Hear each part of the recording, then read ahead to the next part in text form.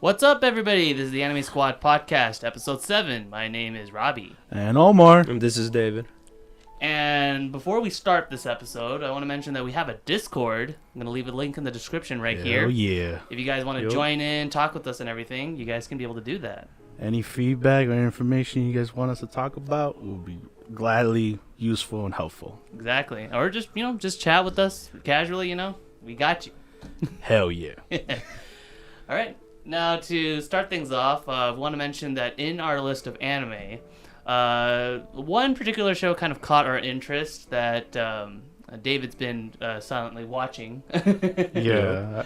And this was not on my radar. No, it wasn't in my radar either. Like when me and Omar first saw this, we were like, nah, we should skip this. Yeah, so David told us to give it a try, so we gave it the good old 3. We gave it the good old 3 episodes, and we're here to talk about it right now. And that anime is My Next Life as Villainess. Bum, bum, Boom, boom.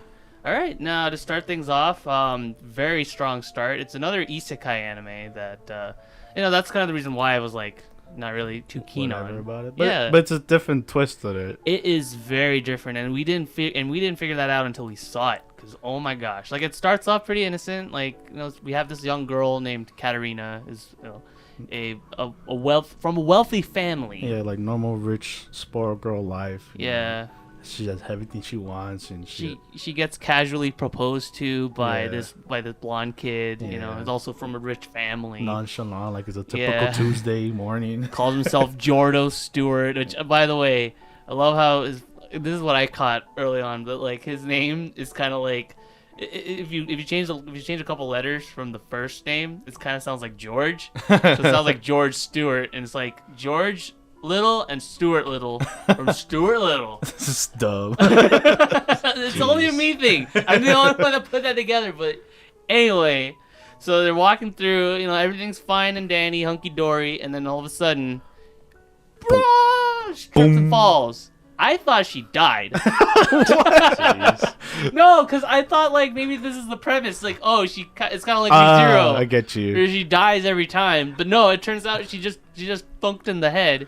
Yeah, it's cool. I like how they did. They did it in the beginning. It's like she gets doinked in the head, like falls, bounces off her head, and then she gets a flashback of her old life and of her.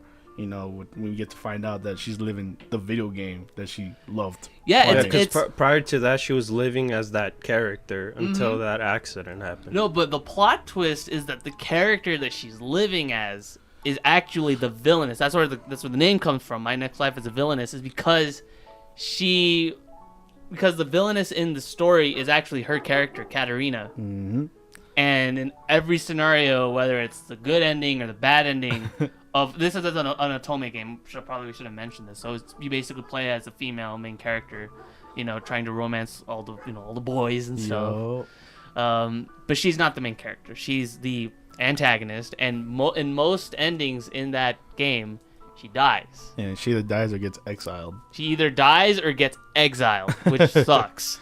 So she's trying to figure out, okay, how do I try to get away from this scenario? Yeah. Is there a path or a way to make myself not look like the villain, or at least be comfortable? Yeah, and the funny thing is, it all comes back to her. So when she wakes up, she has this huge spot on her forehead. She's bleeding. That's also another. Yeah, she has an X, which I found kind of funny. So she has this. She has this whole she has a scar in her forehead, and I'm like, oh, she's probably gonna have it. I like it too because it stays there for a while. It does, yeah. And as you can tell, it's like, okay, she's kind of different, and her parents could tell too, because after the opening, after we get all of that situated and everything, she just she realizes her original personality. She realizes, wait a minute, my grandma's super into gardening. She taught me how to garden. So you know what? I'm gonna try to garden. Maybe I might have some earth powers. Yeah, I could try to cultivate. If she's gonna have to, if she has to defend herself, at least she wants to know some magic or some self-defense with swords and stuff like that, just in case shit goes sideways. Yeah, exactly. And and then she also remembered that she could be able to climb trees. That's really interesting. It's so weird. Like that, my very useful skill is to climb trees like a monkey. Everybody used to call me a monkey. Yeah, it's super weird, but it's cool. I liked it for this episode. I know, yeah. And then as she's remembering all of this stuff, you know, she starts her own garden because, like I said, she decides to like kind of hone in on earth magic. So gardening, vegetables, and earth magic kind of come in hand, especially when it comes to dirt and everything. Yeah. And Jordo just kind of comes in and he's like, "My lady, what are you doing?" My lady. I mean, that's pretty much what he is. He's a prick. What are you wearing? Well, Oh my god, her outfit. but everyone in general was confused with her Yeah. because she was acting abnormal, I guess. Out of Exactly. character. Like it's not too out of character. I mean, like she's still trying to keep up that whole like, oh, I'm Royalty. I'm royalty, yeah. Rich. But at the same time, it also is kind of like, oh, she's acting very weird. Yeah. Why is she doing guard work? That's slave labor. Why is she trying to learn skills? She doesn't need that in her life. You have to be daintily, and then her mom, when she collapses, was like, oh. Not my daughter.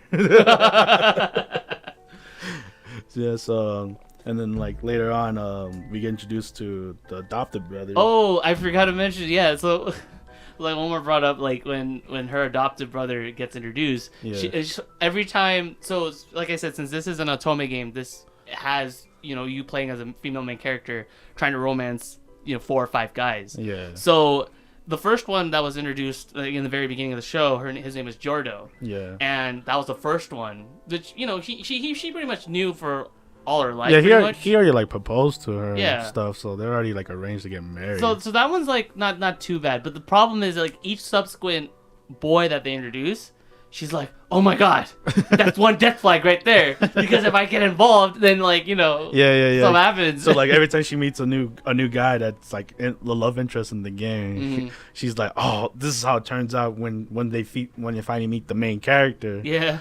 And so she's like, oh well, I better change this way. And so that event will not happen, you know. Exactly. Yeah. So in this particular episode, they introduced Keith, who is actually I think they mentioned like he's like a mistress. He's like a mistress son. Yeah. Of like a different lord that they basically like, needed him to. I guess kind the of dad had an affair. You know? Yeah. So they were like, okay, you know, in order to kind of like not have to worry about that, we're just gonna adopt him from that family. And the backstory that they came up with for him is the fact that he got bullied like a lot as a kid. And can I say that bully scene's so dumb? It's like he's like there just watching the birds, and like literally these kids, like it looks like typical high school bully stuff. He's like, get out of the way, kid. Oh yeah. It's just, that's later. That's later in the episode though. I mean, but regardless though, yeah, you're right though, because he gets bullied for that whole scene, and you know, I'm not gonna jump ahead with what happens there, but he gets bullied for that, and then after that happens and he gets adopted in the original timeline, he gets bullied by Katarina as well. Yeah. And as that whole thing's going on, he becomes very distant, like, you know, as he grows older. He becomes like a playboy. He has like all these women. It's like, oh. Yeah. But then like with the main character story, he's like, oh, I love you. You know, it's like, he hasn't really learned true love. But anyway, she decides, I'm not gonna be like that. Yeah. I'm not gonna be like this kind of like, you know, stepsister, like Cinderella stepsister, evil stepsister. Yeah. So because that was all about the game they're playing, I guess. Right. Exactly. Yeah. So she's trying to distance herself away from this villainous role as much as possible. She doesn't want to die again. Exactly. Yeah. So she's trying to be the good sister, you know, the one that's always protecting him, like always has his back. This time, so that changes in his route. Yeah. Which is funny. But then like later on, like he sees her like they're guarding how she's doing, and then he shows off a little clay animation that he could do, he wasn't showing off. It was mostly her that found out about him. Like, that is magic, right? Yeah, magic. And she was like, hey, can you be able to show me like your magic and stuff? And he was like, oh, look at this little doll. Yeah, I can make a move. I like the goofy dance that the doll was doing. Oh, the mud doll. Yeah. It was a mud doll. Yeah, that was really funny. But then she got too carried away. And she was like, that thing escalated quickly, and he made a bigger version of the doll. And I was like, I was expecting it to be like a teddy bear. She was asking for like, I guess, for it to like, what can you do or something like that, or how big you could make it or not. Yeah. Think so? Yeah, and she was like running towards it, but like as the doll was swinging its arms, like she got doinked again. Yup, she got hit. It was funny because like this is like no, I was counting. This is like the third time that like she got injured or so. The first time was when she fell and she got her memories back. The second time, which I forgot to mention, she was trying to climb trees and she was trying to like she was climbing the tree and then like she fell and then she fell on top of Keith and she thought he killed him. It was kind of funny. It was adorable too. And the third time was when like the clay golem kind of thing. That mud golem just swings. You know what that mud golem reminds me of? You guys remember the golems from Apocrypha, from Fate Apocrypha? Yeah, that reminds me of that. Yeah, but those were like more edgy. Oh, those were super edgy. Yeah. His was like more playful. Yeah, it didn't have a face. I could see a kid making that. You know? But like, it was her fault though. She ran in there like. No, and she acknowledges it too, because like she wakes up like in her bed and like her parents are there. She was like, hey, Katerina, are you okay? And then she immediately just darts off. Like as soon as she finds out, like where's Keith at? I need to apologize to him. Like right away. I was thinking like because she already knew that the whole issue, and then she's trying to fix it. Yeah. From it turning bad. Yeah, so she's trying to prevent a bad situation from getting any worse. Yeah, because he was gonna end up being alone again and like saying it was his fault. Yeah, so she wanted to avoid that at all costs. So she's like, as soon as like she gets to the door, she tries telling him, it's like, hey, that's when we get the backstory.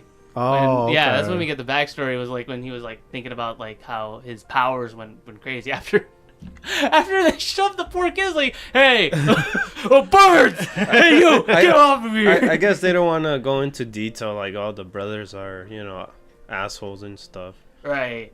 But it was just funny looking in the anime. I know.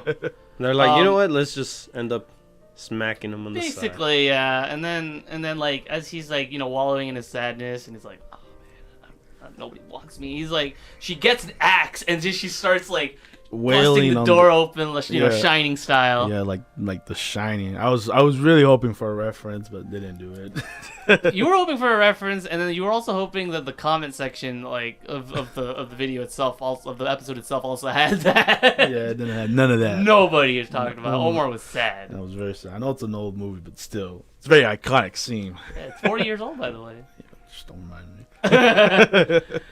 All right, and then that was basically the first episode. Yeah, that's how that caught my heart. Oh, and I forgot to mention that the game, the Ultimate game that they were playing is called Fortune Lover. Fortune Lover. So in case we ever mention in the future, in the next 2 episodes actually, what the game might be. Fortune Lover. That was just episode 1. Episode 1. Then we go to episode 2. Yep. And then like pretty much right off the bat we get introduced to like our other main character, because like it starts off with them like going into a party. Yeah, tea party. This is a common theme. Like first off, like with these 3 episodes, gonna mention right now, it's gonna be a lot of parties. Well, yeah, that's what rich people do. They make parties and drink tea and daintily faint too. I can't get over that. That's super funny. Anyway, so then like on the second episode, Keith and Katerina are there. They show up. Yeah, but he shows up because he's like, the parents, they see Catherine. She's like eating like a caveman. Like, she's like eating nonstop. She can't control herself. So they sent Keith with her because it was, I think it was an all girl tea party. It was basically, yeah. But they sent him to keep her on check. They're like, hey, be a lady. It was funny. Like when they were showing that scene, like when they were showing the scene where Katerina was basically stuffing herself, it kind of reminded me of of Jonathan Joestar when Dio first gets like adopted into the Joestar family. Yeah. Part 1. Yeah, it's exactly. It's basically that. That same scene. Be more like Dio. I know, right? Everybody should be like. Be more Dio. like Keith. All right, we're throwing all our Dio references a little too early there. We haven't gotten to BNA yet. but anyway, so that basically leads up to the party that I've I talked about before. And in the party, we get introduced to 4 sisters. Now, I'm gonna let you know right now, these 3 sisters right here, they don't matter. Yeah, they don't matter. The other 3 sisters, they're like minor characters. Yeah, exactly. It's this 4th one right here. Yeah, Mary. Mary had a little lamb. Mary's the important one. So she's very quiet. She's very shy. She doesn't know exactly what to say or anything. And we cut to the party itself, in which our girl Katarina cannot keep it together. Yeah, she cannot control herself. She's just thinking to herself, man, like we're dancing and everything. We got all this food. You're letting this food to waste. Yeah, because it's all like the rich people do. They have to introduce themselves to every person there, and it's time consuming. If it's a big tea party, you're gonna be there for a while. So she's like, oh, it's so tiring, Yeah. And so once she gets to the snack table, she's like, oh my god, look at all these snacks. No one's grabbing one.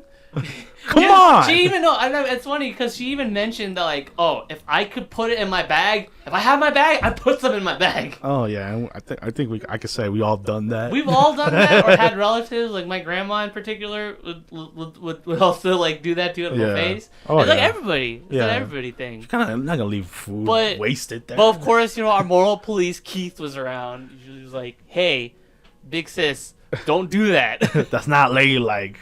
We can't take this home, That's rude. And then she was like, all right, fine. If I can't take it with me, I'll eat it right here. I'm going to eat all of it. And she's just stuffing her face like, and then she's a big old stomach ache because, so many sweets, would cost that. Oh, yeah. So as she goes to the bathroom, then we get our character-defining moment with Mary. Yeah, with her beautiful garden. Beautiful garden. Yeah, very beautiful. Like all these flowers and stuff. And she immediately is like enthralled. She's like, "What?" Yeah. It's crazy. And because Catherine's like also like into gardening now, so she's like, "How do I get to this stage?" Of gardening? Because earlier in the episode they mentioned like she was mentioning like her plants were dying. Yeah. So with that, she wanted gardening help. So she was talking to Mary. It's like, hey, who's a gardener that like tends to this? And all 3 of us pretty much figured it out. I was like, it's Mary. It's Mary. Yeah. She got the green thumb. She got the green thumb.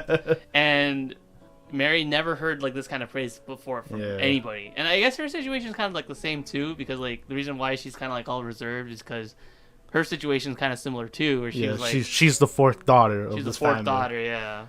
So she hardly gets any love from the family, and all the daughters treated like evil sisters. Or you brought up like, hey, 4th daughter. Are you kidding me? Are you kidding me? You remember a bit when he said that. I was like, hold on a second. I see what you're doing there. But regardless, though, like so Katarina makes a new friend with Mary, and then like she comments on like how like, oh, you have a green thumb, and she was like help me out with my garden. What do you mean? What's a green thumb? It's like, oh, because it means that you're really good at gardening. Plants are basically like just come alive when you're working on them. You got an eye on it, girl. Yeah. So then like she was like, oh, vegetables. Like I'm not gonna do vegetables. Like no, please come over to my house. Come over to my house. That's something I noticed too. Catherine always invites everybody to her house. She was like, just come over. I need help. Like I said, man, she's trying to get friends with everyone. Yeah, she's trying to make those connections. so she can't die. Yeah, that's what we all want. Yeah, so Mary comes to the house. She gives her tips and tricks on how to make her plants not die. Pro tips. Yep. Shout outs to Doom. This is before YouTube, so she had to go in person, read the books. Yep.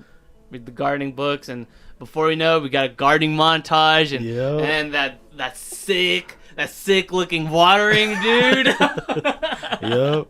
And then that was some sick watering. I'm not the little sprout finally coming to life, and you're like, oh my god! It basks in the sun and everything. And like, put more water in that plant.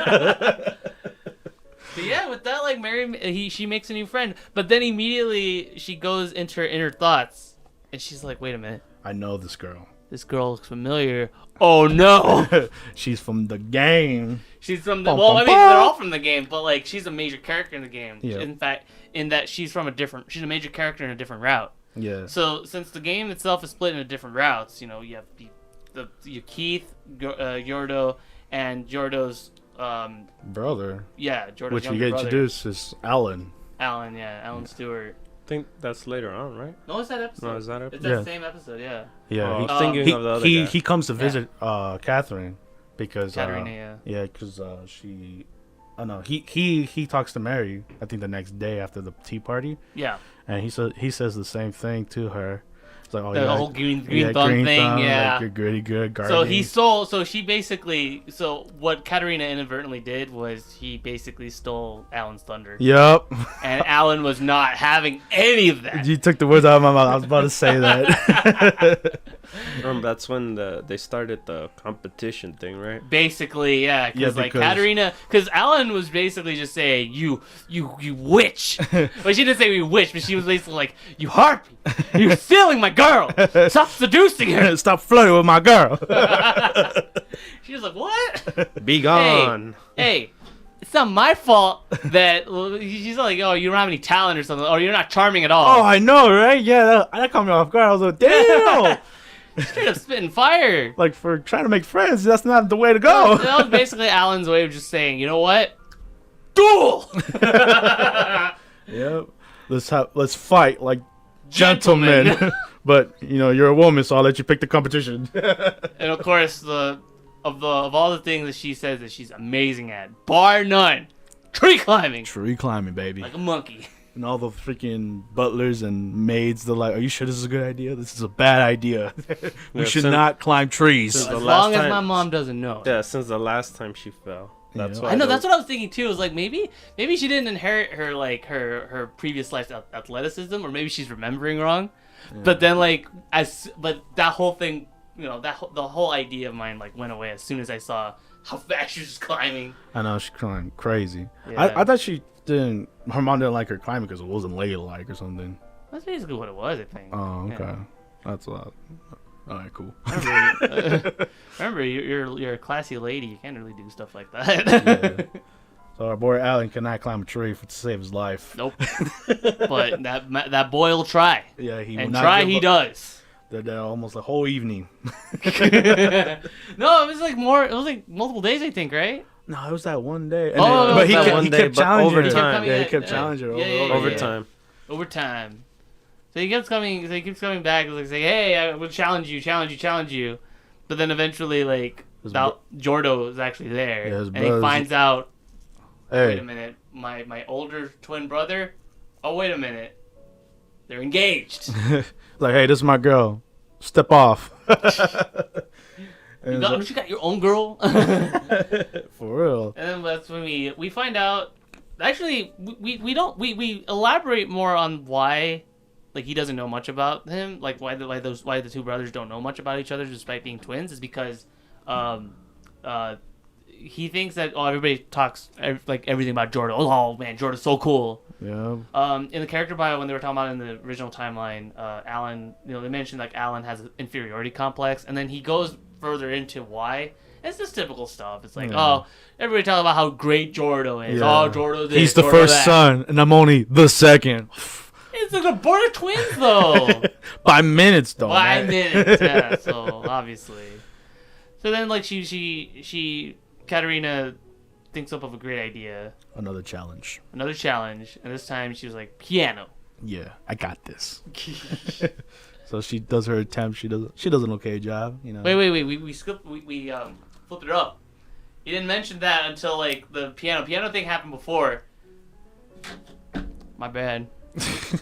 But anyway, so he goes into piano. So he plays the piano and he plays beautifully. Masterpiece. Oh, she starts first, and then she was just a normal playing. She was good. She was playing normally, but then as soon as Alan takes over, all of a sudden we got Ludwig von Beethoven over here. It's like, oh my god. And obviously because he's so good, he's like, this is nothing. Yeah, it's like, oh, this is kid stuff. And runs away for a bit, and then Catherine, I think, chases him. Yeah, that's when they land on the tree, and I was like, oh man, maybe he might actually try the tree climbing. Yeah, he's sitting down by the tree. Yeah, that's when they were talking about the inferiority complex thing. Yeah, we're talking about that. Yeah, and then obviously the fiance comes looking for her, and then she pops a trick. She's like, I know what scares him, snakes. Yeah. So she makes up a little toy snake, just to buzz him off. But he finds out pretty quickly. He's like, Catherine, did you throw the snake at me? Like, how dare you? How can you do such a thing?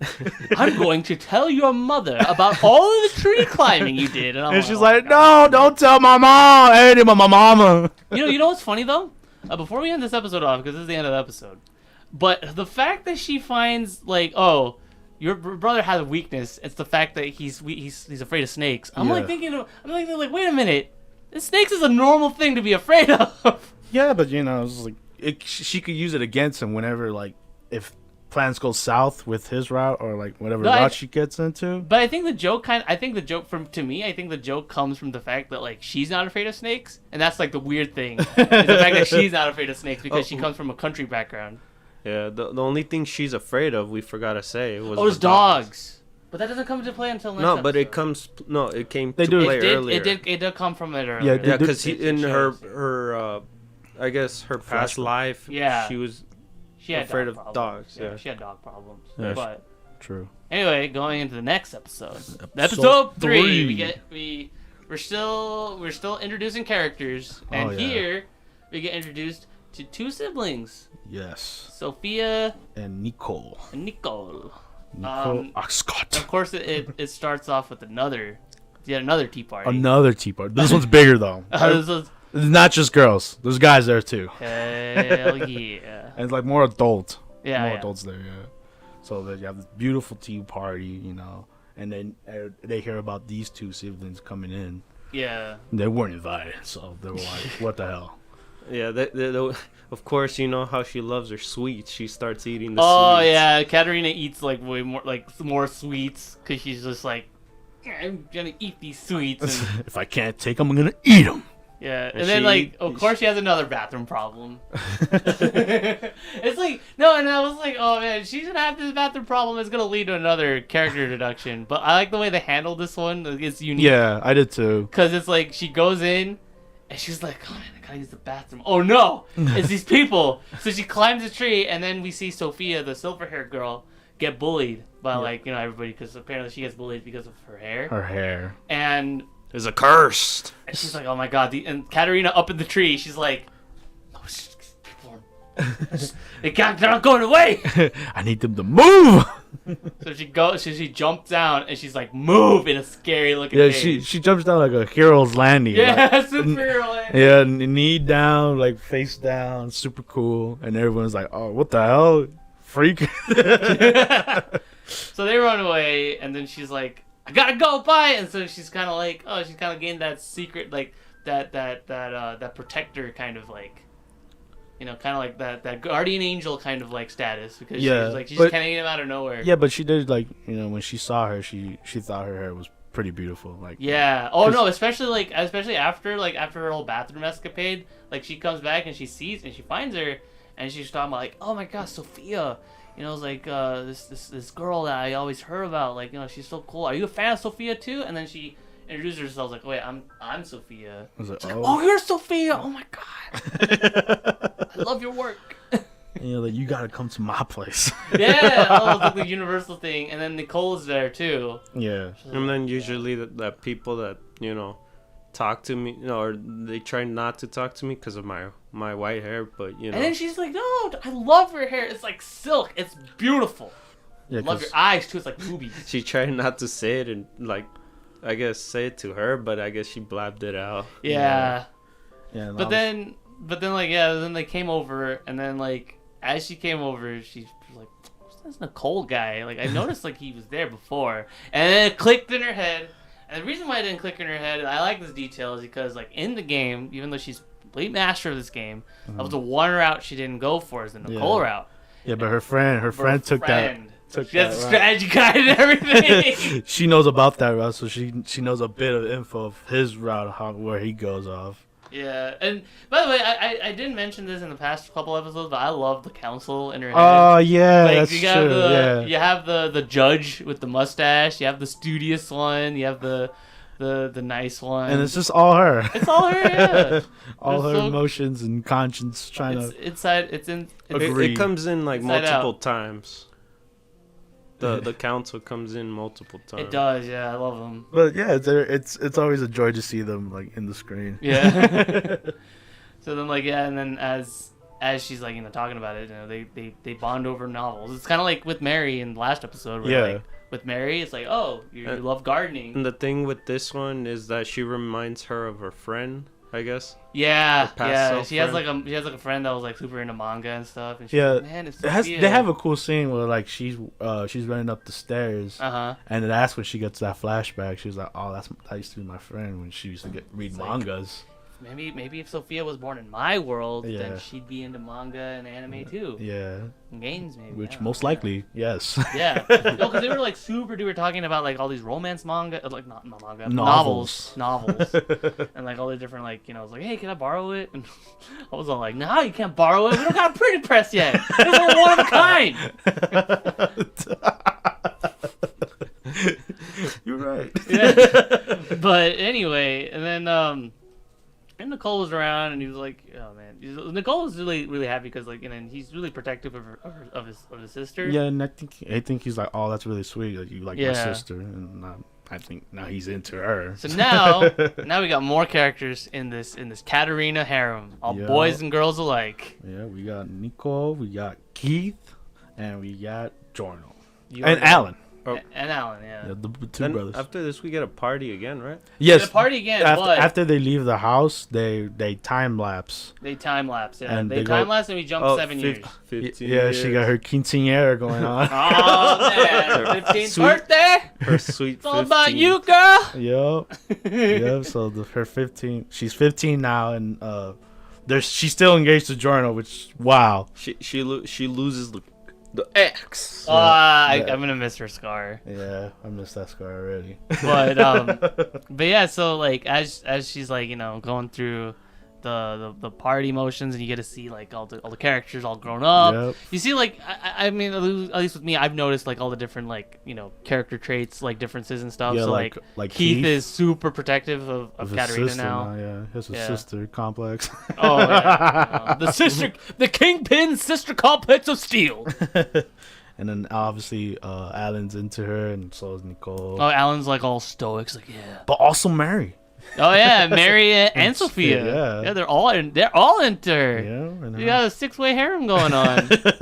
and the main actual MC hasn't shown up yet. She's been talked about like all throughout the 3 episodes, and we haven't seen her yet. Yeah. The MC of the video game. Of the video game, not this, because Katarina's the MC of the anime, but the game itself. Like she's not here yet. Yeah, the real video game MC. The actual game MC. So that's gonna be really interesting. Yeah, I can't wait to see how that interacts with both of them. Again, we're behind because obviously this is episode 7 of everything, but we've only seen the first 3 episodes.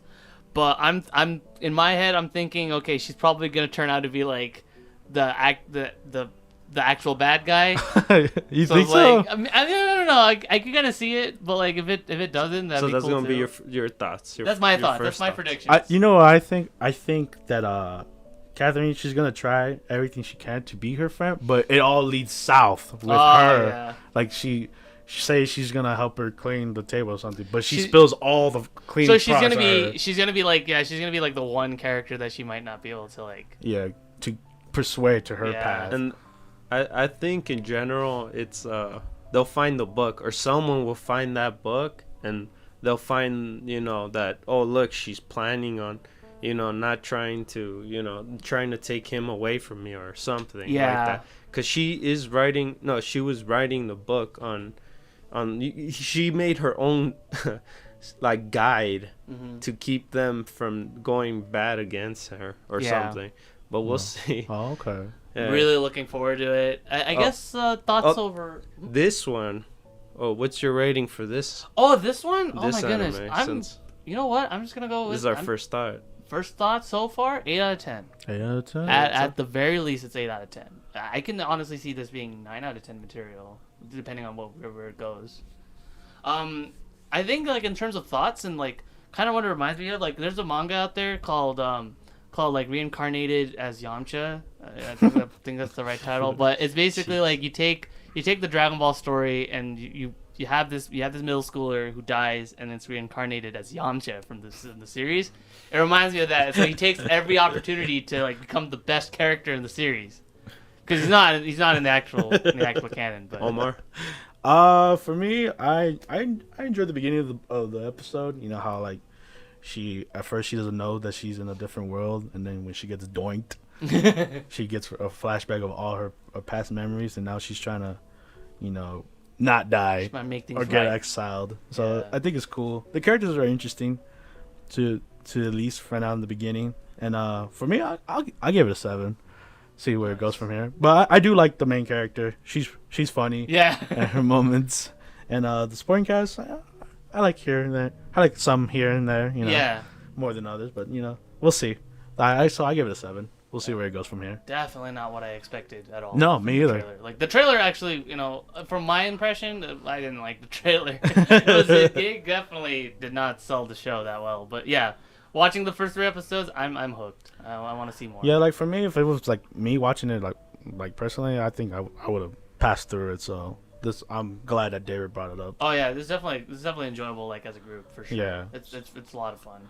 Yeah. So I'll give it an 8 for now. Yeah, okay. 8 for now. Just so yeah, with that being said, we're definitely going to be keeping this one in the list. Yes. We're going to be formatting this anime in particular, since we are behind, a little bit differently. So this week we did 3 episodes, and the next week we're planning on doing 2 episodes until we're basically caught up. Yeah. So expect that from the future. All right, and with that being said, we're going to be moving on to our actual list of anime that we have here so far, and we're going to start things off with Gleipnir. What you think? It was cool. It was cool. Like at first, it kind of panned out to, because I wasn't here last episode, but I did catch up on my own. And from what I've seen so far from last episode, it was like I saw Chihiro and I thought, oh man, that's a death flag right there. She's a nice.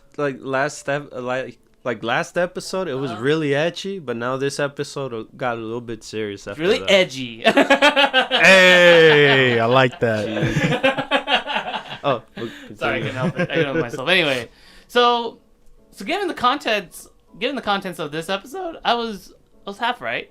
Yeah. I was half right with that death flag there. Basically, the episode starts off with Saika and Claire, like they're still at the little hangout spot. Yeah. And Saika tells her knowledge of her sister, Claire's sister. Basically, it was more elaboration on part of Sayaka's backstory, because we did get a lot of that in the last episode, but this episode it's just focusing little on bits. Yeah, little bits of Claire's sister. Yeah. And the other characters we're about to introduce. Yeah. So like she gets clarification on how she thinks of her and stuff, and Claire's like, all right, cool. Like that's what we wanted to know. An interesting detail I kind of thought, which which I think might be fleshed out later in the series, is the fact that Sayaka's like, Elena, like killing your mom and dad. I don't picture her doing that. Kind of stuff. Yeah, because I guess Claire's sister, she looks innocent. Yeah. When she was in high school with her. Looks can be deceiving. Yup. Yeah. So that's the mystery of the show. Yeah, we don't know yet. We have known nothing about her at all, besides the fact that she's related and what her name is. Yeah, and she beheaded our MC guy. I mean, she did it. When she did that, it was mainly based off of like, Yeah, accident, but still. It was an accident. She was like, oh, that's a lot of power.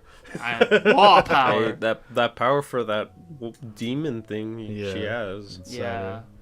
So and then as this explanation is going on, we cut to Shuichi and Chihiro trying to find Chihiro's wallet, and unfortunately, it's bad time. So in last episode, it ended with Subaru, this blonde kid, finding the wallet. She's like, lucky, and as he's getting the scent, Shuichi's getting the scent, he's realizing, oh my god, we've stepped into a wolf's den. Yo. This is bad. Yeah, I guess his scent was pretty strong. It was super strong. Like it was basically like because he sensed all 3 of them. Yeah. All 3 threats. It was Elena, Subaru, and the mystery guy. So he's like, okay, this is bad. This is way too much. Cannot be here. And Chihiro's like, as she's talking to them about like how we could just like maybe run away or doing something. He was mentioning like how he killed somebody. Yeah. And she's like, what if it was not you? What if it was Claire? And I'm like, yeah, it's Claire. Claire's the one that killed. But it's obvious that he killed her because it was his gat. It was. But anyway, with that in mind, this whole thing is going on, and unfortunately for our heroes, Subaru's right there. Yep. And he's not happy at all. They were making fun of his height. Yeah, they're making fun of him as being a kid, basically. I ain't no kid. Yeah, I'm gonna show you my true power, and he brings out his Susanoo. Yeah, his parents. His parents. Oh god. It's funny. I like throughout the episode I was joking about Susanoo, but you know what I should have said before when I was watching that? What? Sasori from yeah. How he has the mother-father puppets. Yeah, you're right. Yeah. That is more like him. But it is like a combination. It's a combination of the two. It's the mother-father puppets. Yeah. That Sasori used in the just imagine in a Susanoo form. But yeah, so after that, he just started wailing on him. Yeah. Oh, by that I mean there was no competition. There was not even a fight. It's basically like the scene in Dragon Ball Z where like Vegeta grabs onto Goku, except instead of just like lightly squeezing him and like making him scream, he straight up just crushes him. Yeah. And he couldn't do anything. He was too terrified to do anything. Shuichi is literally a suit, and he was just like, just like getting crushed. And inside of him is Chihiro, and she's getting crushed as well. It was basically like by the end, it was just a mush of like two And he was husks. telling himself, "I gotta protect her. But not working. He didn't have to do anything. He froze. He froze. Yeah. It's like in Black Panther. He never freezes, but he froze like a deer in the headlight. No. But yeah, we go back to the group in the hideout. They're like, Claire wants to know what happened to Shinji. Shuichi. Okay, man, I'm here now. And like he's asking the group like where he go, and they're like, oh, they just went off to go find her wallet, and then obviously the camera guy's there. Yeah. And I think his name was Shu. I think. Shu? Like Shu or Show? I don't know. Anyway, yeah, so they looking through his recordings because he mentioned that the reason why he manifested this power is because he wanted to make movies. So yeah, he likes recording stuff. He likes recording stuff. He likes to make movies, and everybody's like, oh, yeah, right. You're just a perv. Paper. Yeah. So they were like looking through his backlog of stuff, and I guess like as he's like as he was just like moping, whining. The last shot he gets is when she gets into Shinji. Shuichi. He was in Shuichi's suit for him, and he was just he darted off. Like, he basically missed out on the whole Subaru beatdown. Yeah. Well, I say beatdown, but it's actually more of a massacre. Yeah, there was no fight there. However, as Claire and our resident handsome man, decides to like kind of go off and try to find him. Does he have a name yet? I don't know. They didn't mention his name, but I can pull it up here. I'll just put it in here, but yeah, she decides to go get him. She was gonna go on her own. Yeah, but since she's now in the group, they decided to send the one fighter they got. Which is funny because like when they said that, I was imagining that beast-looking dude. Yeah, the wild things are monster-looking guy. Wait, so that the hockey mask girl doesn't have? No, because her power is that. Oh yeah. You're right. Don't lie. Don't keep lie, a secret. And this group, this group reminds me of what? Passione from Part 5. What? Because they're like a ragtag team of like stand users, I guess. No, but they could fight. But that's why. Bakio. But that's why she said they're weak, huh? Yeah. Yeah. Because they said the one fighter they got. Oh, it's a reverse. It's a reverse of that because Bakio was the only one that couldn't fight, and then this one it's the handsome guy that can fight. Yeah. Not the monster man, but this guy. Which is strange. I can't wait to see what he could do. We'll see what he could do. Yeah, we don't know anything unless about it's all talk. All we know is that he has a thing for Claire, And he wants to kind of like, you know, show off and be a pretty boy around her, but she's like, you're an ugly guy. I know underneath that, aren't you? But yeah, continuing off to the fight again. Oh, I'm gonna talk about that right now. So as you see the husk that used to be our two characters, right? Yeah. He's just backing off. He's like, oh, this is not even a fight. And then you see the half of Shuichi come in, and you see like bits of like Chihiro's hair. It was nasty, dude. It's gross. You see like a lot of like they were just organs and everything. They were just morphing to each other. They fusion dance. Yeah, they basically fusion. They activated polymerization and they fuse. But I like that design. What they turn into. It's basically Chihiro's base form, but it looks super demonic. Like her entire thing is black. She's a two tails. Basically, yeah, it's four tailed Naruto when he gets like all berserk form and everything. Yeah, it's like that.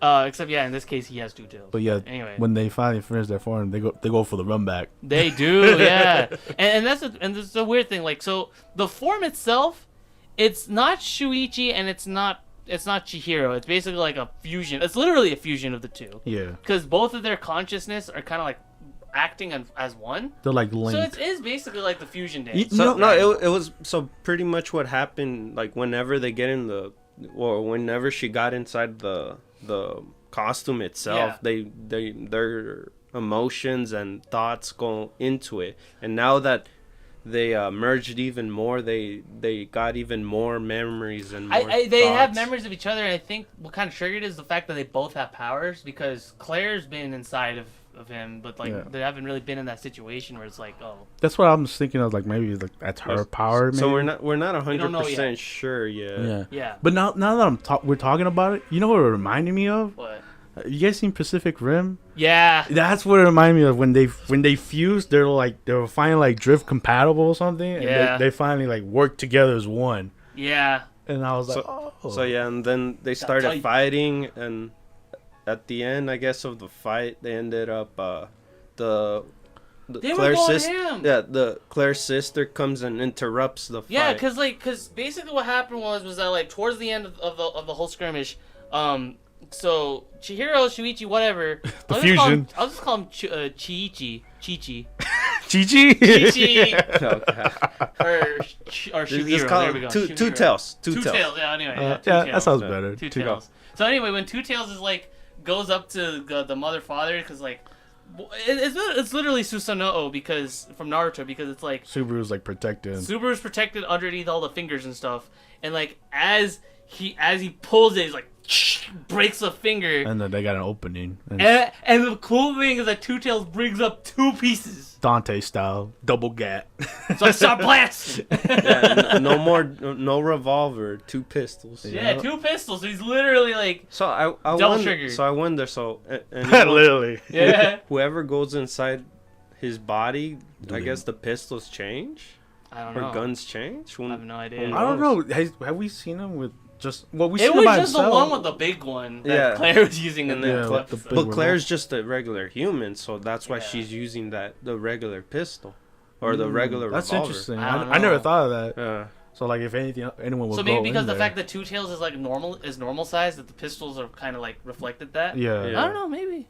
I want to see that shit blast off. See how that went. I want to see more of Two Tails. But anyway, going further, Elena shows up to break off the fight. She's like, don't worry about him at all. Yeah. This is just pointless. We have a bigger mission on hand.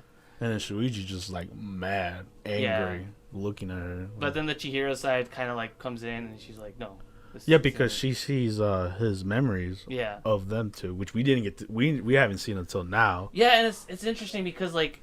I don't think Shuichi even knows about it. No, I think he just like she kind of blocked that from him. Yeah, but Chihiro managed to get access to that, so that's when I was like, okay, no, just stop. Yeah, let's not do this right now. Not this time. Think rationally. Yeah, so Subaru and her, they escape. Yeah. And then I think that's how it ends, right? Yeah. Basically, yeah, it ends like that. Well, actually, no, it's interesting because like as they kind of just buzz off and they didn't really get. I don't know if she really got her. Didn't they just drop drop down and. No, they just drop down. But the thing is that when Claire and the handsome guy comes in, it's just normal. Yeah, they just yeah. They oh yeah, you're right. There, and then she's just in there. Yeah. Yeah, that is no, interesting. but pretty much the other two, Subaru and the sister, just left. They're like, you know what, let's leave. Yeah, that's true. We need to do something else right now. You're important right now, Mm-hmm. and I don't need you to use your ability yet. Yeah, and that's how the episode ends. We don't And know then- exactly what happened, and but then- what we saw was pretty cool. Pretty much Claire, and the handsome dude, I guess, see the bodies on the floor unzipped. Yeah, that's all unzipped, and Cheers. And and they're back naked. to normal. Yeah, they're there at the aftermath of the battle. Basically, so they're fine. Yeah. Nobody died. Well, they died, but Yeah, they're not dead right now. which is interesting. So that's why I joked around. I was like, so nobody died. Nope, Yeah. no one died. No one died. Thank God. All right. So moving on to the next episode of animes we got is Tower of God. So yeah. So Tower of Omar, God. you didn't like this episode that much. I did. Well, there's some parts I liked and some I didn't. Those. The beginning was really cool. We see more of we Anak finally and Dorsey. we finally realized. Yes. Find out. Okay. So we finally realized what exactly the Princess of Jihad is Yeah. in reality.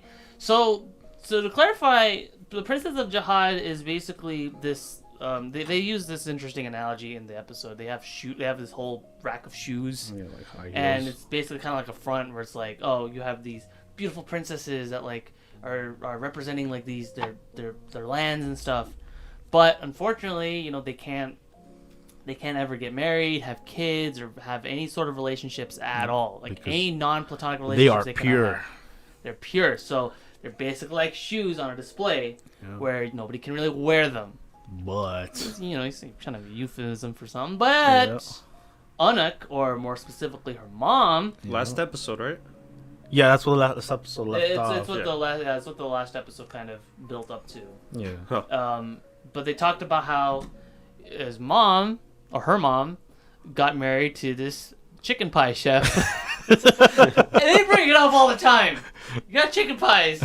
Your dad makes the most amazing chicken pies. Yo, every time you're in a fight, chicken pot pie. So yeah, so Yeah. she She had a child. So she had a child. So the not Anak here, but her mom, who went by the name Anak, And she had a kid. Yeah.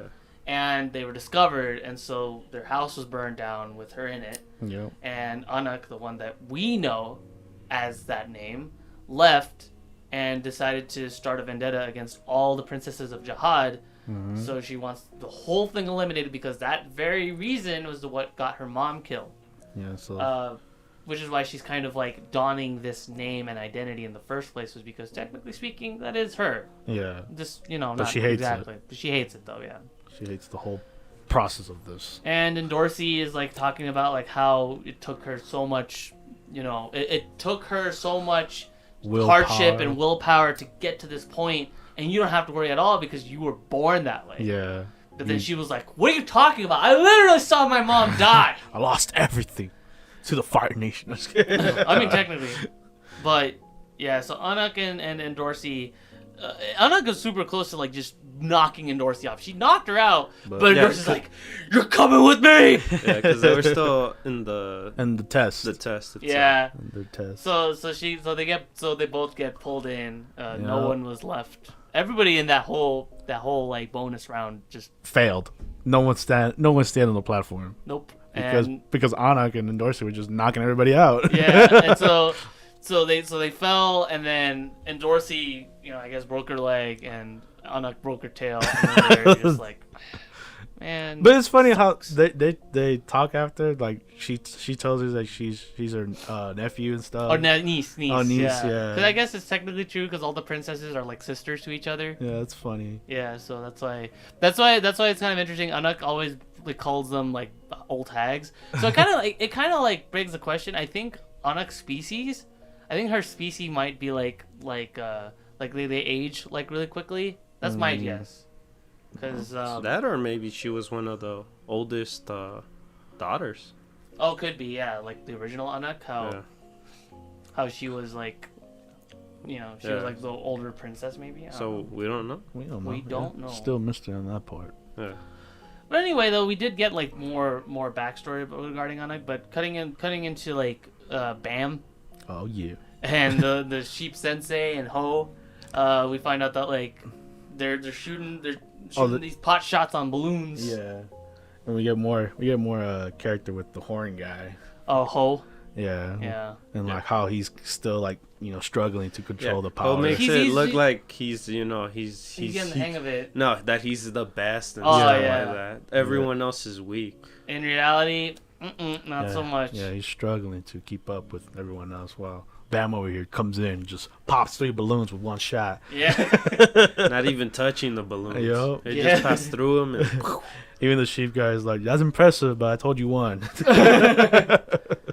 Yeah, and they were trying, and the episode itself was trying to like kind of give us this constant like, oh, we don't know exactly who Bam is or anything, which is true. Yeah, we still don't know where he came from or how powerful he is. Like we know so much more about Endorsi, and she was only introduced like a couple episodes ago. Yeah, we know about Dorsey and the other side characters except for Bam. He's still a mystery. All we know is he's related. He has a close relationship with Rachel. Yeah, which by the way, she's like in the last episode, she's not Rachel, she's Michelle Light. I like that she has a first and last name. It's Michelle Light. But her name Rachel. Rachel. But then as Ho is like going back, he's like we get more backstory as to what's going on with him, and apparently his species is not the greatest in regards to being protected. It was jacked up, man. It reminded me like like how people used to hunt horns of rhinos or elephants for their tusks. Yeah. That's what it reminded me of. It was kind of jacked up. Yeah, so they take their horns, and he's just like. I could get why he's like uneasy. He's like, cause I guess he had 2 horns and he lost. We don't know that yet. We as far as we know. Maybe they probably took it away. Who knows? Yeah. Maybe that's why he's like so traumatized. Yeah. Maybe that's why he can't get his full power. Is this like a ReZero thing with like the horns of the Oni? Yeah, probably. Ram and Ram? Yeah. I could see that. Could be true. Yeah. We don't know that yet, but so like when he was like explaining that, he gets a note and he's just like wondering like who gave me the note, and I was thinking maybe it's just a threat. The threat, because he was worried right after he read it and stuff, and he got back in the room. I think it might have something to do with the Zorns. We don't know that yet. But yeah, so then like Joe, we get to Shibisu and Hats. Yeah, they ask Bam and Kun for help because they need more friends. So Hats and Shibisu needs more friends because the deadline's literally today. They need 2 more friends. Yep. So I was like, okay, who could we go to ask for friends? I have an idea. What about our princesses? Yeah, they're injured. Anak and Endorsi. Maybe we could be able to do a little something to get them to. Yeah, and so Kun, little blackmail magic right there. Yeah, and so Kun devises this plan. It's like, okay, say this script. Get you guys to try to give them whatever they need, and it's like, hey, join our club.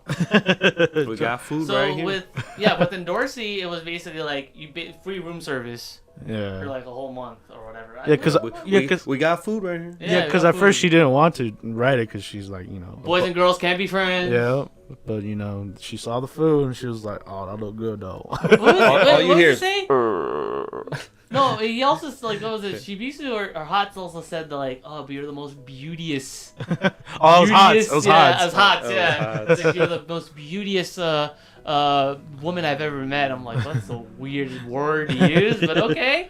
But anyway, it worked. She was like, she got super embarrassed, and she was like, okay, you know what? I'll budge. I'll sign your little petition. It was weird though. I'm surprised that. No, well, the thing that got her to go is because she was really hungry at the end. Yeah. You just hear that. All you hear faces. Yeah, her faces that she was making was kind of adorable too. So she was like, okay, fine, I'll sign. I just want my food. And then he also tells them like, you could join us when the table so you can eat with us. So you won't be by yourself. And then Anak, what I liked about Anak was that they just brought her chicken pies. Well, that's childhood right there. So. Yeah, that's their But life. it's weird because I'm surprised they didn't get her signature. I thought that would be like the first person they'll get. No, didn't they just sign Well- signed it for them? Yeah, but Yeah. like I'm surprised she was like the last one. Because she didn't want to. No, she's even though Anak, Hats, and Shibisu are on the same team, like Anak wanted nothing to do with them at all. Yeah, that's crazy. Like the only Well, thing she has tying, nothing onto the whole thing, right? like the only thing that was Tower. tying them together was the fact that Hats and Anak like fought each other in the second round. That was it. Yeah. That was literally it. Like everything else was like okay. Like her goal, remembers, to get the revenge. Yeah, Revenge of the Princesses, and I guess also to collect the swords too. That too, yeah. Yeah, well, I think it's because the swords are attached to the princesses. Yeah. Because remember the Black March, that was originally Bam. Oh no, no, not Bam, Yuri's. yeah. Yuri's, yeah. The girl that we met in the Does first she still episode. have that sword? I think so. She had multiple swords. I wonder. So then, like, we cut to the table. Oh, when everybody was eating, Oh yeah, you pointed it out, right? the Anak. Yeah, Anak's small Anak saw. looked tiny. There was a frame where Anak looked so small, and it's like not even like in comparison to everybody else. Because Because when I saw that, I was like, wait, why does this look so weird? But she is tiny. like no, she's No, I tiny, know, but like but- in comparison to like her chair and everything, she looked like a little like dwarf. That one frame just it made it look so weird. Yeah, like it was really bizarre. It was really funny, and it only lasted for that shot, and then like the shot after that, when She changed looked like angles, normal. She looked normal, yeah, because she's small, but again, on the normal side. and then the one girl, forgot her name. There we go. Talking about Rachel? No, not Rachel. The girl with the bob cut. That was like sleeping on Laure's pillow, the sleeping bag dude. I don't remember her name So either. it's like, yeah, so basically Bam is trying to like get on everybody's good side, trying to make friends and everything. Yeah, you know. Because Kun kind of gave him some pointers, like, hey, you know what? Probably make some good friends. Yeah. It was like, you know what? That pillow that like has her drool all over it. I'll claim. wash it for I'll you, claim yeah. that for you. Yeah. It's kind of Because sweet, you know. Because she was drinking. Yeah, and she was just passed out right on her pillow. It's funny what he gives him like for compensations, like bag of beans or like coffee beans or something. I don't know. It looked weird. Yeah. To sleep on for a bit. Yeah, maybe that's not important. But anyway, so then to move on to the next challenge, the actual legit challenge, not in bonus. No, before that, we see Rachel. She keeps buying apples Oh yeah. because she doesn't join any of them to No, the group. no, she She literally stays by herself. Yeah, she isolates herself, and Yeah. and Dorsey comes up, confronts her, is like, hey, like, you know, Bam's a good-looking dude, you know, what, you like, you know, what's up with whatever's up. I like how she said, like, whatever's up on there better be worth more than Bam. that? Yeah, He just walks off. yeah, which is interesting. Like, what is, you know, more worth than Bam's or for Rachel? What is she hiding from us? That's why I like that girl, that princess. And Dorsey, yeah, Yeah, Dorsey. she's cool. Yeah, she's very cool. But yeah, they continue. They continue off into the fourth round, and I guess with all the bonus rounds combined. Willy Wonka's not part of this. Oh no, This he's test. not. Because as soon as the fourth one was mentioned, he was like, "What? What kind of stupid thing is this? You guys are having tag?" Oh yeah, tag. Yeah, that's the next test. That's the next round. And this dude. I Wait, don't so know if is it similar to how they did it for what was it, Naruto, where Kakashi had the bell, kind of it's like basically like that, except there's no bell involved. It's just straight up tag. You have to. It's just tag. But they mentioned that like so the proctor of this one is this dude with really bright red hair, like Yeah, that's Super Saiyan the hair. one that failed with with Rachel's group because they killed everybody.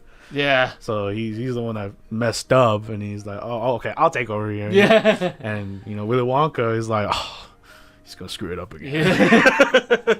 Yeah.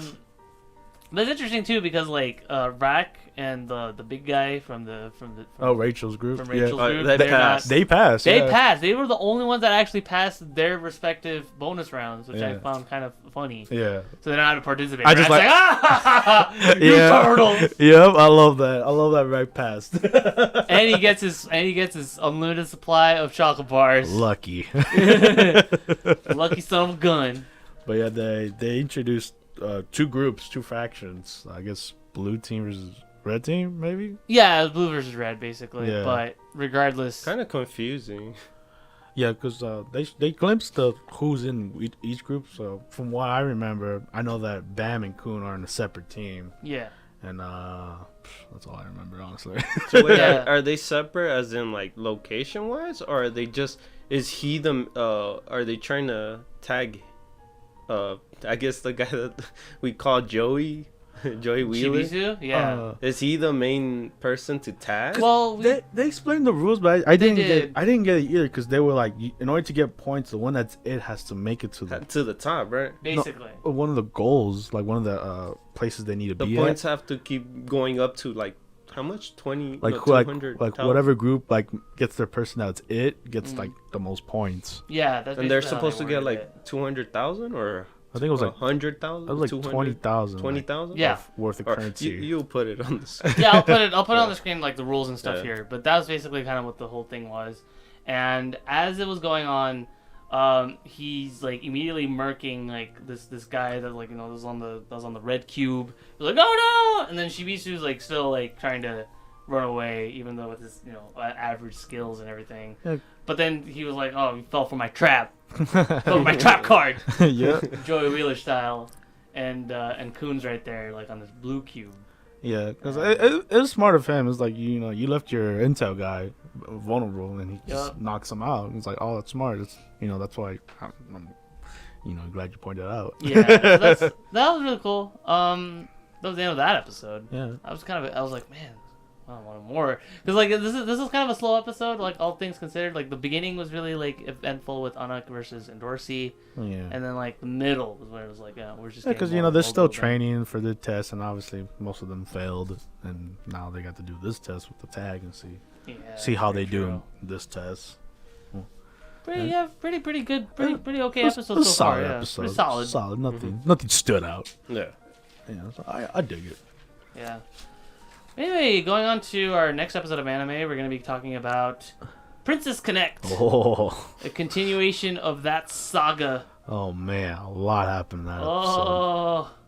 Oh man. Well, first off, it was more serious and Yep, not a lot of goofs and gaffs in this a one. lot dark. Yeah. Oh, I see what you did there. It's very a dark. lot of darkness A in lot this of episode. darkness, a lot of shadows.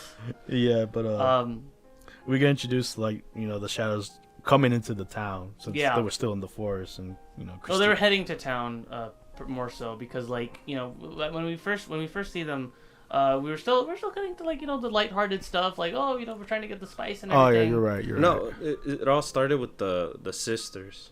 Yeah. They were Hatsune Hatsune. and Shiori. White tiger. White Tiger. White Tiger Sword! That's what I like to call it. 'Cause you thought it was a cat. I thought it was. I didn't see the tail in the last episode, so it was kind of confusing, man. Yeah. Yeah, so they were just trying to show us that they care about each other and all that, sisterhood. Power of friendship. Sisterhood. Sisterhood. But with that power of friendship, they had to. So as they were, as our main team was kind of doing their thing. That was when Rima's group, Elizabeth Park. Elizabeth Park, shows up, and they're not looking too great. Oh no, they got They all beat up. battered up and everything, My and then they poor- realized, my- wait a minute, isn't Shiori in your guild too? Yeah. Yeah, about that. We don't know what happened to her. Yeah. Kind of lost track when Christina just blew us away. Yeah, so they were so Yeah, Hatsune Hatsune. was decided you know what, I'm gonna make a team. Yeah. We're gonna go get her. Let's go find my So sister. the team consisted of our MC Yuki, with Kokoro, Aoi, and And- Rima, and Hatsune. and Hans. Yeah, well, yeah, Yeah. she's the one that made the Oh team. yeah, she Yeah. made the team. She made the team. So yeah, so the five of them go out into the forest to basically find out what exactly happened to Shiori. Why isn't she around? And that was when Hatsune, she's flying around for recon, and all of a sudden she gets blasted. Yeah, she gets shot out With of an the arrow. sky. Yeah. It's like, where did that arrow come from? So she. Well, she was tried to- blasted by two things, but one blocked the beam itself. Yeah. She got blasted out of the sky, and then she finds out it's her sister. Her sister. She's like, oh my god, you're okay. But little did she know, Uh-oh. The darkness consumed her. The darkness consumed her. And I like the transformation they give her. It's like, she was all white and blue, and then now she's black and she's red with dark red stripes. Yeah. She's evil. She's alter. Alter. Oh, man. So it was pretty cool design of her alter version. Yeah, and then she pulls out her dark bow and shoots her dark arrow. Enchanted arrow. Yeah, enchanted arrow. And then she shoots it. She blocks she blocks it. Yeah, she blocks it, and then like it just shoots like this huge Dragon Ball Z like explosion. Yeah. And I'm like, oh man. So it knocks her out, and she leaves. Yeah, she's bummed out. But then Yuki's like, come on, let's go. Let's go get him. And then, I thought they were gonna like move forward, but I didn't think that they were gonna like move back because I guess they also saw the army. Yeah, because the army of shadows were coming close to the town, and Pecorine and I'm blanking out. Carol? Yeah. Yeah. Oh yeah, they were having. They were still at the town. They were talking about it, but then like Carol realizes, wait a minute, these are shadows. Uh-oh. I know who that represents. My boss in secret. Because again, I'm supposed to be spying on them. Yep. They're so she leaves that area. She leaves, and then Pecorine's like, "What the hell? I'm gonna go check on her. What's up?" Yeah. So she has her. Yeah. But before that, she was like, she was talking with Carol. She was like, man, I like you the way you ought to be. It basically symbolizes like, you know what, you're being too hard on yourself. Just kind of like loosen up a bit, Yeah. But with It's that being adorable. said, I know, right? That face she makes was adorable, but yeah. But as she was talking about that, then all of a sudden, like the village is attacked by the shadows, and as that was going on, we cut to the main city where our two bumbling, I don't know, like the henchmen or whatever, like from the second episode. Yeah, back from the town. Yeah. And they were talking about like, oh man, life is great, and then as that was going on, we see the shadow of the dude from the last episode. The like, village dude. Oh, it's so scary. Oh no! And then like he just sucked. He gets sucked up in this little ruby Yeah. piece. Like, we don't know this character at all, but she's Nope. she's the boss of, obviously Christina and Carol. Yeah. So we don't know anything about her yet, but we'll see. We'll see where that leads to. Her motives, which she's just evil to be evil. I was thinking like, oh man, Shiori's probably gonna be in trouble. But thankfully, we see her again, but not in that city area. We see her in the village. Yeah. She's leading all these little shadows. She's like, oh, make more, and while Pecorine is having troubles, on her side, she's trying to defend us. She's like a one-man army right here. Yeah. And she holds it on her own. Yeah. But then, like, at the same time, Hatsune and her group are trying to like go back to the village, and all of a sudden Christina shows up. Oh man! And it's like, oh no, and then Rima's like, that's the lady that blew us all away. Yeah, one bad mofo. Yep. So Christina shows up, wrecks everybody. Yeah. All at once. With all her cheating tactics. That's so cheating though. Like she just phases through everything. So, you know what I was thinking of? So then she knocks out our protagonist, Yuki, yeah. and he ends up going back to the Yuki like goes back into that little like realm that his he mind was in. in his mind. Yeah, from like a couple episodes ago. This is basically his conscience.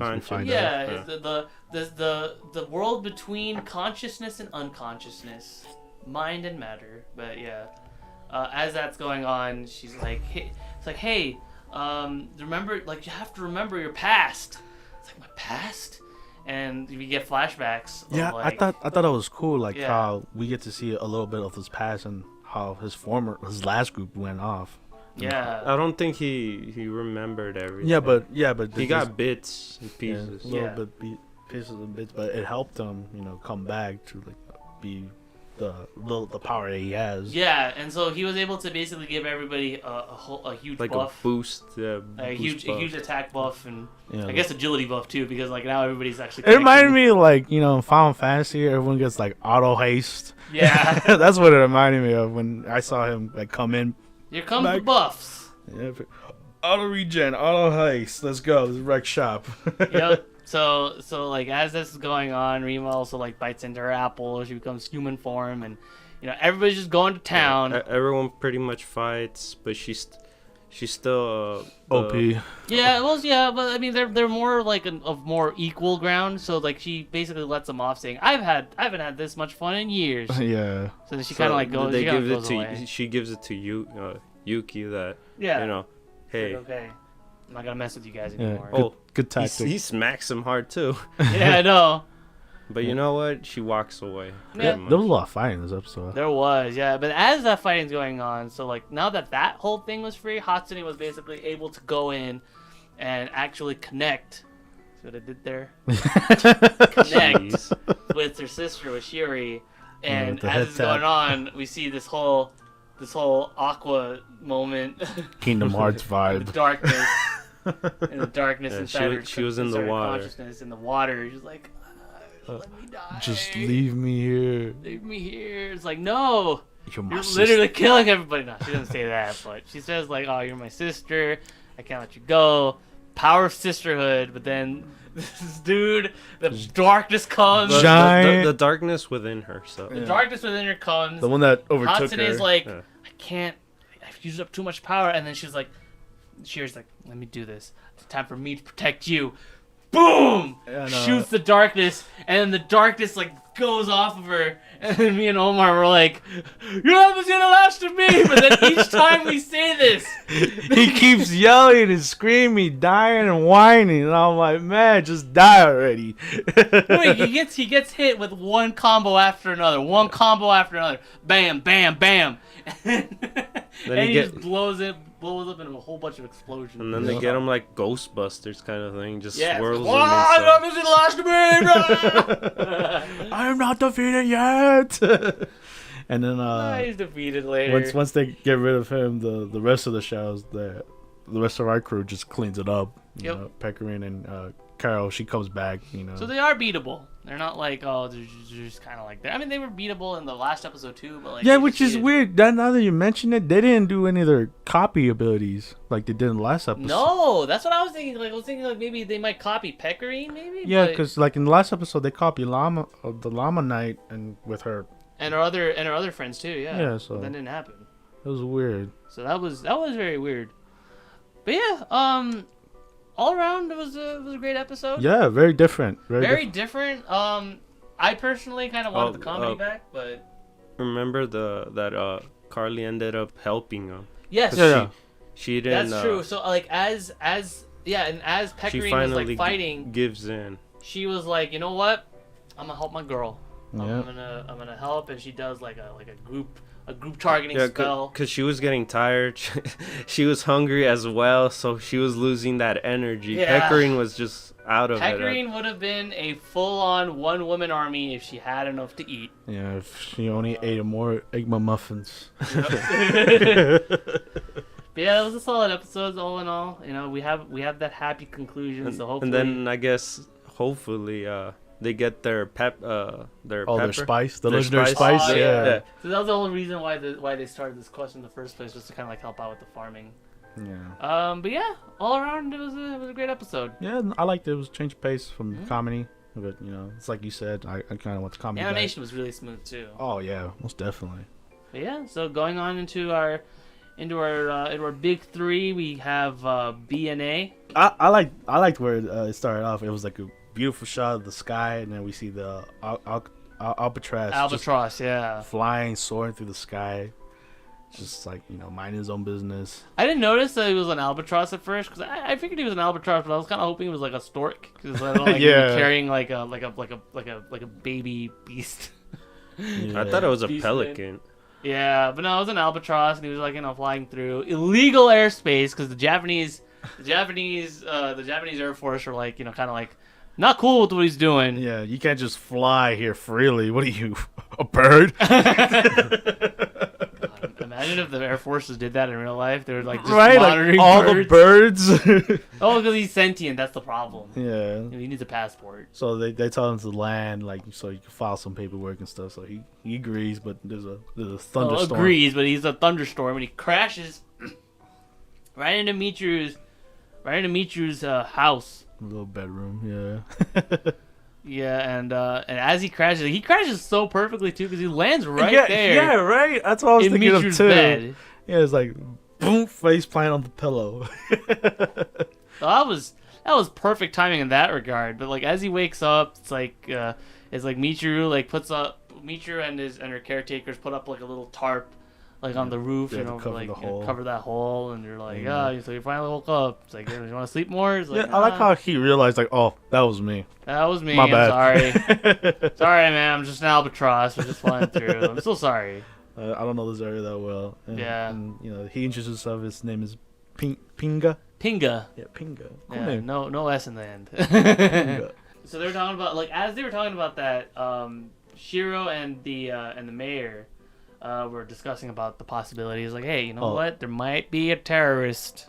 Yeah, and He's they, an albatross. He's flying around. they're thinking, no, I think that they thought it was the cult or something. Yeah, they thought it was cult related because like they were also examining like the whole, because from last episode when they were talking about the cult, they were talking about like how the cult has been, you know, gaining a lot of power and kind of a bad thing was going on. Yeah, it's bad rap. Yep, and so like, but as that's going on, they were talking about like how they were getting power, and then our Rufus Shinra, who's finally President. Yes, President Alan Silvasta, is actually the main. I thought it was what do you call it from Looney Tunes? Sylvester, the cat. Yeah. No, it's Silvasta. But he's human. Right? He's human. He's fully human. Shiro could smell what a human is. So I can smell human. yeah, no, because this is a big deal because this is the first time we actually see a current an actual human character. Yeah, because like throughout the whole show, like he was just hinted here and then, and most of it every episode. Yeah, because Michiru and Nazuna were human, but they're not human anymore. Yeah. So this is the first time we actually get to see Alan Silvasta, like actually see him, not like just in cameos and like in shots and whatever. This time he has a conversation. This time he has a conversation with the mayor and with Shiro, and he's talking about like how like it's like we're funding the city. What's his motive? Yeah, pretty much. So it'd be cool if you can be able to like So they're like trying to find out motives and stuff, and like in regards to this cult and everything like that, because this cult is a big problem. Yeah, it's the cult of Ginro. It's causing like gatherings and rallies and stuff. Yeah, it started off as kind of like a normal like Ginro-sama, but then like ever since they showed up, this becoming exponentially a problem. Yeah, because everyone thinks this their wolf Jesus comes back. Yep. But then like as that's going on, Michiru like Pinga offers Michiru a ride, and they get kind of like through the sky, beautiful soaring through the animal city. Yeah. So it was like, woohoo! So it's a great, beautiful shot. Just them. It's super cool. Flying through. I wish I could do that.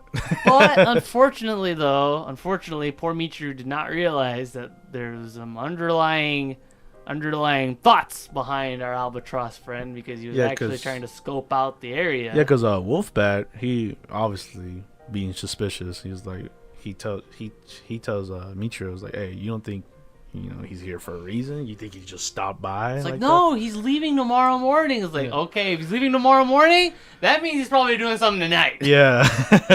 Which is super smart of Bad Wolf, And then like as that conversation is going on, Pinga is like, goes into the bar with this shady dude. He's like, okay, give me my stuff. He's like, okay. And at first you thought he was gonna be a kamikaze. I thought that too, because okay, so nighttime comes, he carries out his plan. He's like, okay, there's the mayor's office. Let me go. And then Shiro was like waiting on the rooftop, literally like Batman. Like Batman, yes. He's like straight up like pretty Batman. Much drops like Batman, just out of nowhere. Grabs onto him, and then he smells eats him. the bomb. Yeah, he smells like the bomb and the what gun he like, had. Yeah. That's when I was like, dude, he's doing it, man. He's doing it. He's like, care. But yeah, obviously, Shiro stops him, but Bad Wolf like loses grip on him, and then he like falls down, and Michiru sees that. Michiru first tries to like go full on Luffy and like extend her arms, because that was like the first power she knew, but then unfortunately that's not working out. So she was like, so she loses her balance and she falls with them. No, the thing. The pole that she was hanging on to. Yeah, that's like it snapped, and so she fell too. No, so she tried to reach, but she couldn't reach, and so she tried to pull herself more. Then the pole itself broke, and that's when that's what she felt. That's when she fell. Yeah. But yeah, so like as that whole thing was going on, she was just trying to like just flap her wings, like oh no. Well, she was trying to do something. Yeah. Because I guess she figures out like she could, No, she was just panicking. If anything, I saw her as panicking. She was trying to do anything. And then for her abilities, she sprouts out her. But she literally grows her wings. Yeah, pretty much like and talons. Yeah, and talons too. Thank God, she was able to catch Shiro just in the nick of time. Yeah. And as she's doing that, she was like, "Okay, let's go intercept that dude." Yeah, because Albatross is still on the mission. He's still on the hunt. Like you could catch up to him, right? Like, yeah. It's like, oh, throw me. Through Shiro. Yeets him. He catches him and he's like, okay. So about these bombs. Yeah. I wasn't trying to do anything weird. I was just literally trying to get attention. But the thing is that I was just the so Pinga like talks more about like how he used to work for the Beastmen, but then he got betrayed. Yeah. All of his team members died. Yeah, he had all the dog He used tags. to be like a soldier. Yeah. Which is cool. Yeah, so we find out more about him and like why he's the way he is. Yeah. But thankfully, like Shiro's like, okay, you haven't done anything yet, so I'm not gonna do anything. Yeah, so you could go. You can go, but you gotta tell me what else is going on. It's like, okay, so I was supposed to be the distraction. But there's another guy. There's another guy, and he's way more dangerous. He was legit. He's trying to kill Alan Silvestre. Yeah, they call him like the Meteor or something. The Meteor, yeah, that was really cool.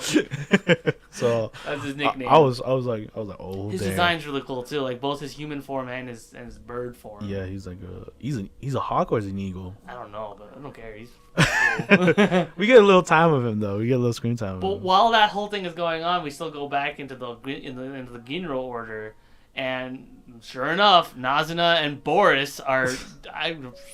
Dio. Dio. Yeah, it's can't trust Dio, man. I still and then, something about him, man. You just see Wolf Jesus just soar up in the air. They didn't transform into the wolf, but just grow wings. No, what happened was that like so Meteor, goes for the assassination. He for Alan, down, grabs Alan like a pterodactyl, and is like about to drop him in the sky. Yeah, well, he does drop him in the sky, but then like. As Michiru was trying to grow her wings, Nazuna just grows wings, and she's like literally like angelic angel, like she catches her. Literally Wolf Jesus. Yeah. Well, wolf angel at this point. Yeah. Well, man, Jesus can do anything. That's true. Jesus is Jesus, but catches him. And everything is all hunky dory. Yeah. Except it isn't, because now Michiru is just like, oh. Yeah. She's an angel. Well, yeah, it's like, it's a sweet moment, and her friend, It is, but we know. Yes, I know. We know Dio's plotting wrong. something. Anyway, so moving on to the next episode. Oh man. Next anime. Oh, you start this one. Okay, alright, so. Sing Yesterday for me starts us off. For you? An Akano, well, yeah, starts me off right there with the team, with my boy Rikuo and Haru. Yes. At the Okonomiyaki shop. They're talking about like how Rikuo is like, he gets a new job. He's like, oh man, everything like I got fired, and then Haru was like, hey, you didn't get fired. You got a new position. Yeah, your boss got you a new position, so. That's all cool. So anyway, this is a setup to kind of what's to come, because our focus isn't on these two characters. Well, I guess more specifically not on Haru. No, unfortunately. It's more so on Ro. Yeah, Ro and Shinako. Yeah. And the main protagonist as well. And Rikuo, yeah. Well, that's what I said. Like Haru specifically is not really a feature of this episode. No. But anyway, so. We go on to talk like regarding like it's like so with Ro. Yeah, Ro confronts her. He wants to make plans with her, like to go out, get her out of the job, have a fun time. Yeah, so he goes to the counseling office and he's like, hey, can we do something? And she's just every single time something happens, she's like, no, I'm busy. This has to be done today. And then plus you got your studies and you got to do. What you have to do, or catch your sleep. I know this is. I know you've been like sleeping only 2 hours for that. Very unhealthy. Yeah.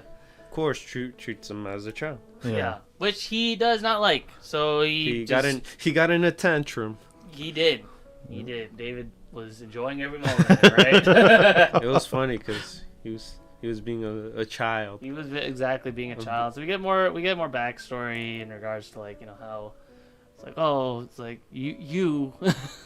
Well, yeah, because he's like, hey, like, you know, I'm really trying here. I got into the same school that you teach at, so we could, you know, I tried my hardest to be together. But obviously, you know, she's like, she's not trying to go that path. No. You know? She wants him like, you know, where she doesn't think of. She doesn't think of him like that, so she wants him where he's at. But he does. He keeps pushing forward. He keeps pushing like more in. He keeps crashing. Yeah, and he crashes every time. Yep. So that's why he got mad. Yeah, that's why he got super frustrated. So I can see that. So then she ends up going to the store, right? Yeah. Yeah, she goes to meet up with our boy Rico, and his coworkers like, hey, you know, pretty ladies outside right there. What a quinkydink. Yeah. So she talks with him more and everything like that, and they walk together to Shinako's to talk it out. They walked over to Shinako's apartment, and Shinako's like, no. It was remember he was saying he was saying that he's in that age right now. Yeah. See, he's talking about like how like it's like don't worry too much about him. Yeah, but she realizes that like it's not really him. It's more so with me because I can't move forward from this whole thing. Yeah, because basically his advice to her, she's like, you gotta don't treat him like a kid no more. He's becoming that age, where he's starting to become a man. He's like, and he's gonna have to fall, so you got to let it happen. That's the only way he could grow. And I was like, it's very deep, true facts. He was throwing the facts. Yeah, Rico was spouting some wisdom. Yeah, which doesn't surprise me in this show. No. Yeah, so that was the end of that scene. Mm-hmm. Yes. And then like as that's going on, we cut to Rico like at the apartment. Yeah, with his friend. And they were playing like the good old Genesis. Yeah, they were hanging out. They were just hanging out, playing games and stuff, and catching up. He catches them off guard. He catches them off guard. It caught me off guard too, because like usually with friend characters and stuff, you never ever like the friend characters in romance anime, they typically don't have like anything going for them, like love wise. They just kind of like have their own thing, whatever. They're there to like talk to and stuff. Yeah, they always have their own woman problems, but they don't ever like bring that up. He straight up is like, okay. No, once he's like getting to that door. Once he gets to the door to leave, he's like, hey, my wedding's coming up, and I need a photographer. Which is, I think, is super cool because it gives him an opportunity to show, like, practice his skills. Yeah. Which is like he's trying to do, and like he goes to his job is like ask for a camera, but like him and his coworker go out to get ramen, which is awesome, and he asks us for a favor he could borrow a professional camera, and he's like, dude, is this a hobby for you or what? And it's like, no, like. And his coworker was so cool about it too, because you were brought up like apparently like none of your coworkers. Honestly, Riku's coworkers are so wise. I wish my coworkers like that in real life, man. They drop real knowledge to you. They're really cool, cool guys. They were cool understanding. Guys. And then Riku and Haru meet up again. Again, this is like probably the last scene we see of Haru, unfortunately. Where like they meet up again, and oh my goodness, and like. It was so cute too, because like Haru was like making like okonomiyaki and like she's putting sauce on it, and it's cool too because like she was mentioning like how he wanted to treat her out, but because of that like she has like this whole big smoke order like long order of like okay and what do you want? But at the end of that she makes a little cute oh my god David called it the Twitter bird. The Twitter bird. Yeah. I think it was like and then like right after baby that. Chick. So that ends that ends that scene, and then and immediately after that we also get the wedding. Yeah. And it's like they took a whole bunch of great pictures, but of course a few of them Shinako was in too because like the friend himself was actually like a college. He caught her off guard though. She was snacking like kind of like Catherine and just munching on it. just munching on them, and then she was like, some embarrassing pictures. how could you? Yeah. But she was cool with it. She's like, hey, I want once those those photos get processed, I want a copy. Yeah. So they had a great time, but yeah, a little sweet moment. as they were talking about it, like Rico was also talking. I was like, hey, when was the last time you also went over to his house and Rose's house? Ever since that little She fight. said like, yeah, haven't really been to his house in a while, so she decided, you know what, I'm gonna go check them out, Yeah, see how because, they're doing, how his dad's doing. Rio had to go give back the camera. yeah, of course. Rico had to return the camera, and as that going on, she comes by, checks out the dad, and then Ro comes in and is like, whoa. Bro, you're taller. Like, you're super tall. It's like, how did you get that tall? Yeah, when did you get tall? Holy shnikes. And like, as he's checking him out, like he brings up his arm too. His sleeve, pretty much his sleeve from his shirt. Yeah, his sleeve of his shirt like got pulled up, and I'm like, what's going on here? It's like, is he seeing him like a man now? Or, like, he was light. He was pale. He was pale, and what me and the guys found was like, oh man. Probably you. So he's thinking about him still. Yeah. So she goes off. She's like, I can't be here. Let me go. Like it triggered her. It's like, oh, it reminded her. Yeah, the two things that triggered her was the pale skin and the height itself. Yeah, because he's really looking like the brother. Yeah. And Rose like, no, I'm not having any of this. We're confronting this right now. Don't leave. Why are you running? Yeah, it's sweet. I think it's very sweet of him to do because you're not gonna leave her crying. No. So she confronts her about it. He hugs her from the back and he's like, no, you can't. He's like, I'm not letting you go. It's romantic. Yeah, but obviously she doesn't want anything to do with him. No, because she only has thoughts for one and only. And with that being said, that's she meets up with Rico again. And this is what pissed me off. They met up at first. To be fair, they met up at the restaurant. Okay. They meet up at the restaurant as they're walking over as Rico is walking like a gentleman to Shinako's apartment. It was like, okay, let's talk. But then Shinako's I guess neighbor or whatever comes out and was like, oh shoot, we should talk about this. No, they were having a conversation. Yeah, they were having a conversation. They were having a serious conversation. Yeah, because now she realizes that she's been in a loop with her feelings with the dead brother. And she wants to move past it. And the thing is that she noticed that she's been rejecting the love for the main character and Ro. Yeah. So obviously, doesn't want anything to do with that. He wants to move past that, and then as he was like, okay, let's move away somewhere else, she was like, hey, let's come to my room. And okay, let me say my piece because I've been holding it in. Okay, go ahead. And it pisses me off because she obviously finally confessed that she's been stuck in a loop with the dead guy, the dead brother. Yeah. And so. But the next thing she does is invites him to the room, and we all know what that means.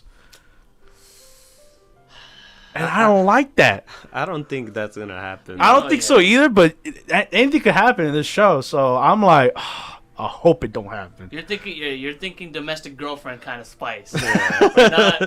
Hopefully, not even that. Like maybe she might kiss him because she's very vulnerable right now. He is very vulnerable. Because she even said her rooms are a mess. She's not very presentable, but she's still inviting him in. So I'm like, oh my god. It can mean anything. Anything can happen. Especially in the world of adults. And then even when they were having the conversation, she even tells him. She tells our main character, like, I wish you were like aggressive with me like this, and but you're not. And I'm like, what the hell, Because she has feelings for him. Like that was proof from the last episode. Because she was upset too when she found out that his ex was just casually there freeloading. Yeah, I guess. But that's the thing. She can't show it yet because she hasn't let go of the guy, and she's trying now to let go. Yeah. Of the older brother of Ro. So we'll just have to wait and see kind of where that leads to. And that's how pretty much it ends, right? Yep. Yeah, with that. Cliffhanger. We're gonna go to week 8 with that one. But anyway, gotta wait till week 8. So anyway, so going on to Kaguya-sama Love is War Season 2, we're going to be covering... I know, that one. That one, we're going to actually give you guys 2 episodes for that one. Double feature, baby. Double feature, because like last episode, unfortunately, we weren't able to cover it. Yeah, we couldn't cover it because it was... we recorded a little early. Yeah, early. Well, they recorded a little early, and Yeah. I was a little late to deliver. But regardless, we're going to be covering it now. Yes. So Kaguya-sama episode 6. Yeah, 2 episodes. 2 episodes. So first off, we're going to talk about episode 6, The Great Election Day. Yep, the election day. Election Day. So this episode led up to this moment. Yep. So this episode in particular is actually different from the previous episodes. This one's all about the election. Yeah.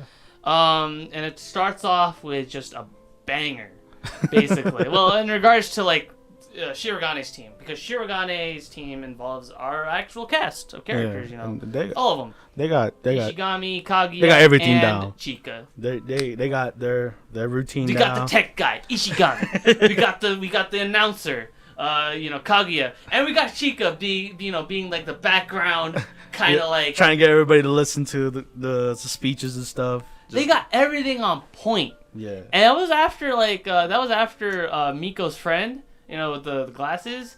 She was like trying to give her like normal speech, and everybody Shiragane's team, everybody's like, hey, we're noticing, they're not paying attention.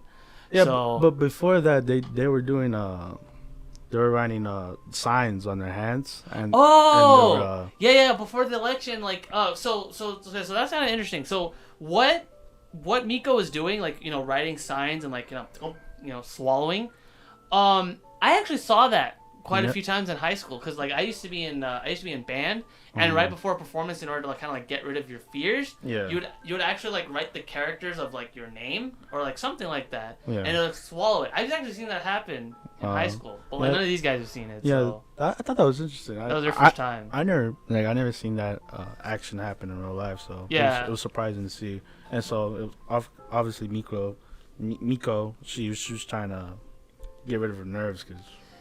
Yeah, and that kind of leads on to the main issue of this episode. This main conflict in this episode is not really with Shiragane's team, because they basically had everything in the bag. Because once Kaguya got up there, she killed it instantly. She killed it. She got had the attention from She had the video presentation. She hit the mic first, so everyone could wait. Oh yeah, that was the main key point. She hit the mic first. Yeah. Chika was able to get the teacher that's super strict. Yeah. Ishigami made a video of everything. PowerPoint, video production, everything was on point. Yep. They had graphs, everything. Everything was perfect, and everybody was cheering. And then right when it was Miko's turn to come in, dropped. She froze. Horrible. She's terrible. Yeah, the presentation was in the beginning, and then after that, the president, the electees were coming up already on the pallet, and they're waiting to start their conversation. Yeah. And she dropped the ball. She locked herself. She dropped the ball, and Ishigami, because she's known Miko for a long, long time.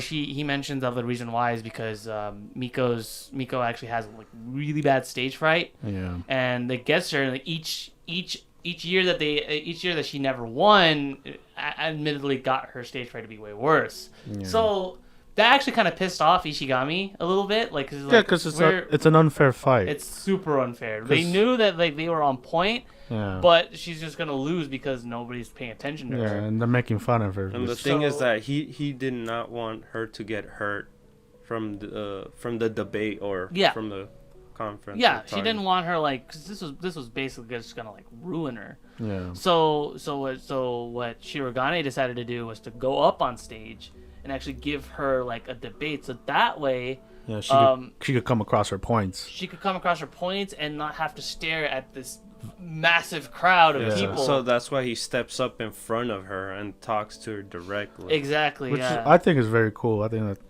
really respectable of him to do. That's why I like that guy. Oh yeah. No, that's why he got my vote. Because once we saw the kids were making fun of her, that's jacked up. That sucks. You don't want to be in that position. No. Even if it's your biggest rival, just it's jacked up. So again, Shirogane being the gentleman, he goes up and he gives her a fair fight.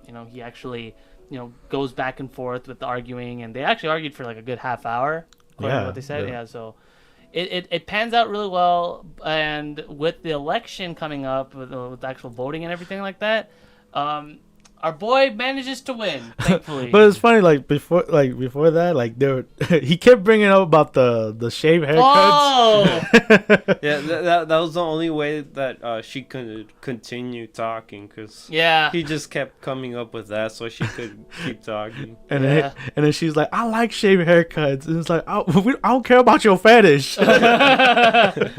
But straight up. And the time when that was happening, because when she had the stage fright, the camera in the anime backs up like how far she is from everybody. But then when she gets her confidence, the camera slowly comes up and that's a good detail. Yeah, she really good detail. Slows up to the spotlight, showing her she has potential. She's just overcome her stage fright. Yeah.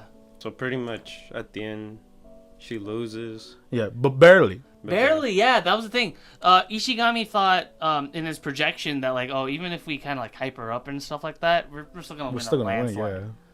But man, it was super close. It was 320 votes for Shirogane to 280 for Miko. Yeah, it was just really impressive. Yeah. She's a first year too. Yeah.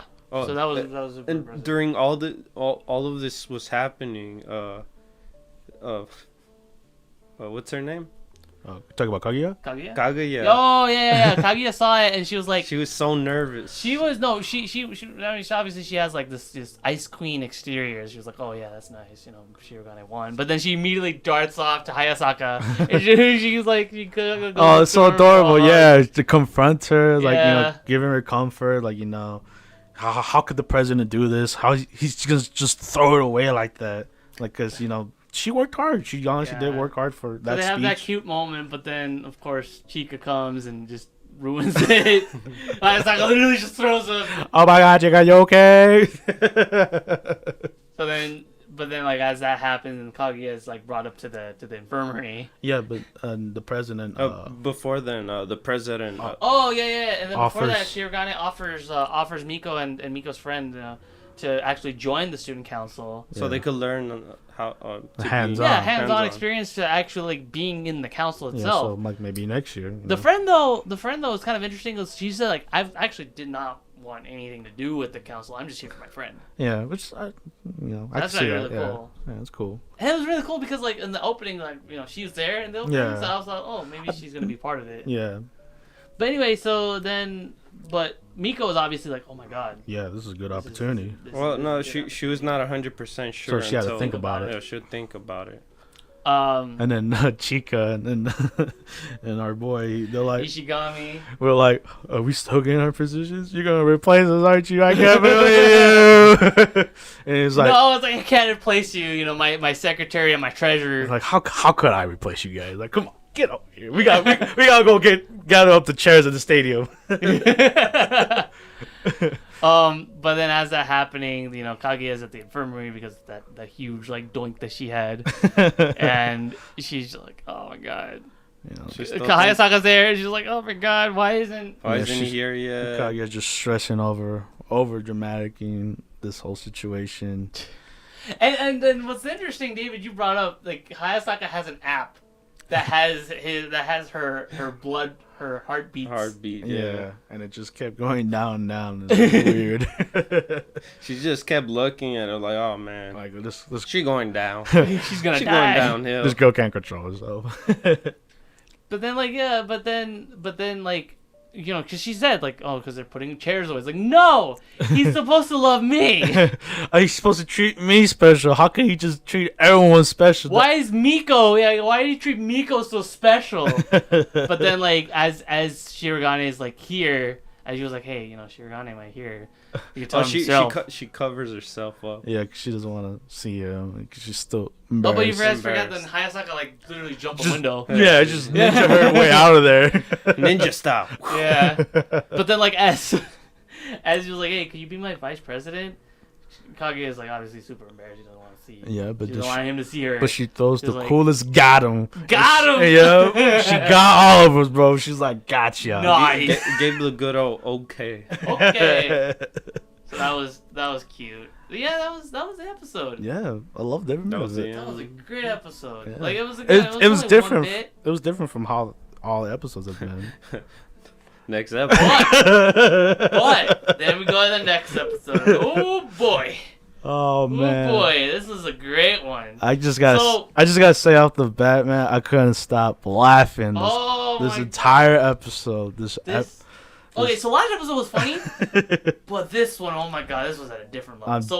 So to start things off, we have the famous panties episode, which is kind of common for a lot of anime. You know, he's like, oh, guys want to know what panties the girls are wearing. No, first was the whole male Boxers, underwear. Yeah. Well, yeah, no, that's what I was saying. It was panties at first, but then like when they first like showed it off, it was actually Chika walking into Ishigami, putting his pants on. Both being shocked. Because, like, what? You wear tidy whities? Why don't you wear boxer briefs? Yeah, and then Ishigami's like, no, what's wrong with tidy whities? I like the comfort. Anybody that wears boxer briefs are man whores. I know, he just gives a whole speech about that. And, of course, Kaguya is super innocent. She doesn't know what man whore is. She's like, what's a man whore? Siri, man whore. The meaning of man whore, please. And Kaguya's like, oh my god! This is what a man whore is. So she obviously needed to know, wait, what's Shiragane's... What does he wear? What's your thought on underwear? Like, how I get to find out what he wears? So she comes up concept. She's like, all right, I'm going to make some tea. And I'm going to just nonchalant just drop on him. And hot tea onto my boy's groin. And I have to mention and pull his pants down. Yeah. Underwear. Oh my god. But then she's like, oh, I'm going to look like a pervert. Yeah. So she was like, you know what? I'll just casually ask. Yeah, just ask him, what does he wear? No, not what do you wear for underwear. It's like, what do you think about underwear? Yeah. So, and the misconception came because he thought maybe Kaguya, like girl underwear. Like, what do you guys think? But, you know, sure enough, it turns out, like, oh, wait a minute. Okay, black underwear. So he thinks about it. It's like, it's like, what a pervert. It's like, wait a minute, no, I can't be a pervert. Okay, this underwear. This like. So then he was saying like descriptive things, and in her head she's like, oh nope, no underwear, nope, no boxers, and then at the end it was briefs.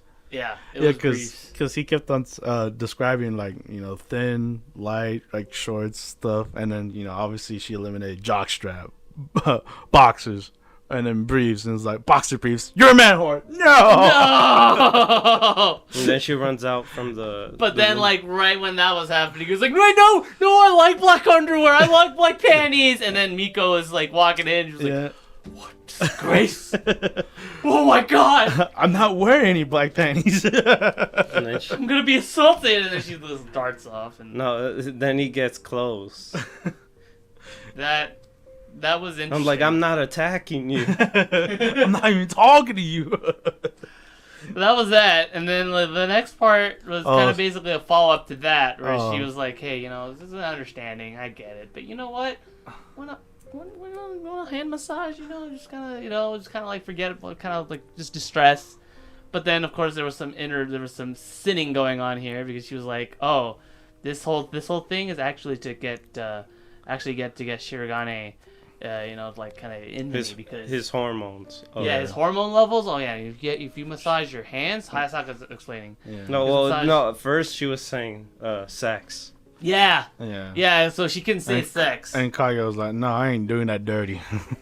I ain't doing that dirty." So what's the next best thing? Okay, hand massages. So she brings up hand massages, and Shirogane like, "Oh my god, hand massages? Hell yeah, I can do for some hand massages." So he starts massaging his hand, and then all of a sudden, you see the pain. The pain just wouldn't stop. This was my favorite part, man, because oh my god, she's giving these emotions. I could feel for him, man. That feels so terrible. He's just Because like the way he's looking at her, she's like digging in those joints. Oh, and and what's worse is the fact that he was pinching the inside in between his thumb and his index finger. And I was like, oh, I felt it for him, bro. I was like, oh my god, that does not look comfortable at all. But Shirogane was a champ, you know. He was like, you know what? She's not used to doing hand massages. You know what? That's fine. But in her head, she's thinking she's giving the best massage in the world. Yeah. She's like, oh, he's really enjoying it. This is nice. But of course, it escalates. And as it escalates, Miko comes in again. And she's like, oh my god, what's going on? Oh, yeah, because Kaguya wants to massage more of his, I guess, his body. His back and his, his everything. And he doesn't want any of that because, she's a horrible massager. and it looks like she's like, Miko thought doing the dirty deed. Yeah, doing the dirty deed. Doing the nasty. So she runs away, thinking with another misconception. And at this point, we were like, why is she even coming here anymore? She should not be a part of this anymore. It's funny, though. Oh, my goodness. And then, we go to the next segment. Oh. The shoujo manga. So, okay, so it all starts off with no. Well, basically, the show ends. We get the ending. No. We get the ending. No. We get the ending and then the shoujo. No, you're too ahead. The sister of the president starts crying, and the president comes in. And he's like, "Why are you crying?" And he's like, "I read this shoujo manga. It's so sad." The introduction. Yeah. And it's like, okay, fine, I'll give it a read. And he makes the best face. He makes the best face. Oh, the crying. This is so sad. And I want to fall in love too. And he ends up buying the whole set. And because of the fact that he's trained to okay, I gotta get my manliness. I've never seen that. I never seen that ever. He boxes the chain to the lamp, and he's just boxing. He has trying to control his tears. He gets an idea. Hey, what if I get Kaguya to read this? And he's like, okay, this is gonna work. She could fall in love with me. So he brings the manga to the student council room, and then Ishigami's right there. He's like, so come president, on. So you're reading shoujo manga? Come on, bro. Typical. And he's like, no, this is really good. It's really good. This is about this girl. And he's like, okay, I get it. You might not be into manga itself, but you know what? Let me give it. I'll give it a read. Skimming. He's like, okay. Yeah, because he's like an expert in manga. This is the characters. Oh, okay, that sounds pretty. Whatever. That's the sad scene. That's the setup. It's actually sad right here. Oh no! The waterworks. It's so funny, man. It's so good. And then as that happening, Chika comes in because of course. She hears anything about love related. She's like, hey, love, what? And then she comes in and she's like, oh, I love that. The cover makes me cry. I have the whole manga in my phone. And Kaguya's like, what, manga? Oh my god, you guys actually read manga? And Shirogai's like, wait a minute. If anybody figures out that I'm reading manga, oh my god, it's gonna look weird. It's gonna look weird. Oh wait, Chika. Okay. So he's like, so you imagine this billiards table, and he's like, okay, let's have Chika recommend it. But here's the problem: Chika recommends it, and she spoils the whole story. And so they're like, okay, fuck, no, tape your mouth. Yeah, because they were just introducing the characters. She literally gives up a spoiler. The one girl comes in. Miko comes in, and of course she goes. He has another misunderstanding. I'm just wondering why is she even coming here anymore? Hey, she's funny. I like her little bits. It's like, oh no, come in the wrong time. And then, of course, as that's happening, they thought she was getting abducted or something. Yeah. No, and then as that's happening, Ishigami and Shirogane are just spoiling it on their end. Now they're telling the whole story, and Chika's like, man, these guys. Yeah, I couldn't believe it. Yeah. So she gets her own tape, and she just tapes them, and then Kaguya's like, I don't even know what they're saying at this point. Well, they're just talking to each other with their mouth taped. Just the duct tape right in their mouth, and they're just battering with each other and just talking to each other, just mumbling at that point. It's so funny. And then, Miko, she comes in, so she brings this cane thing. It's like, all right, what's happening? I'm going to save you, Chika. And it's like, what is really happening here? And so we think that the show ends. Yeah, they at have that credits, but No. But before that, then she reads it. Oh yeah. Oh yeah. Right. They have like a little end credit thing where it's like she's reading it. Kaguya and her maid. Hayasaka, Yeah, they both read it and they both start bawling. Yeah, and then like as the credits roll and we go past the credits. Yeah, we noticed that there's still a lot of time for the There's anime. a lot of times we're watching, and it's like all of a sudden this shoujo manga scene comes out of nowhere, and it's like, oh my god, okay. So Kaguya imagines herself as the heroine to the shoujo manga. She's like, oh, but then it's a love triangle because you have Shirogane is like, oh my god, he's so handsome, and then Ishigami is also super handsome too. And this like, oh, he's a dark. That tripped me out. I was like, what, him too? Yeah, him too. They're just fighting over. They're fighting over her, just like a shoujo manga. But you didn't expect this. It's No, just you really out. don't. No, and it's so hilarious too because it makes them super perfect. Basically, how perfect they were when they were first described in the first episode of the first season. Yeah, they're like, oh my god, they're so perfect. But yeah, no, it's like they're super perfect, and then like as everything's going on, it's like, oh my god, I have tickets. Oh, no, they got pudding because that's her favorite dessert, and they're pudding like, is making. and she's just like gushing. She's like, oh my god, how they know? I don't know who to pick. I don't know who to pick. And then that's when they bring up the tickets. It's like to aquarium. She loves the aquarium too. She's like, I love. So the they aquarium. couldn't they couldn't choose between each other, and then all of a sudden, Chica comes in. Chica comes in, and Chica's like, she comes like, dos koi. Oh, look at me. Like, I watched a sumo wrestling match, and it was the best. I love her barging in because it just breaks the shoujo manga aesthetic. not part of this at all. They're still shoujo, but she's the only one regular. Yeah, normal. it was great. Everyone else still had the shoujo eyes and the face and everything was perfect. And then like they're still trying to. She's like, oh, but what about the aquarium? Oh wait. Oh, you're feeling sick? Okay, I can take you with me too. I'll take you over there. Oh, senpai, you're not. And then they're just fighting amongst each other, and then Chica comes in. Chica comes like, I'll take you. Yeah, because she finished her pudding because she saw the pudding on the table. And she's like, ooh, pudding, nice. I'll take you over to the infirmary, and she's like, wait, no. Kaguya's like, nah, I'm not sick. I'm not sick at all. I was like, you sure? And he's like, hey, yeah. But then Shirogane comes like, I'll take you to the infirmary. It's like, and I also have the tickets underneath the breast pocket. So then she pulls her out of the office, and Kaguya's like, oh, but I realize this is my aquarium.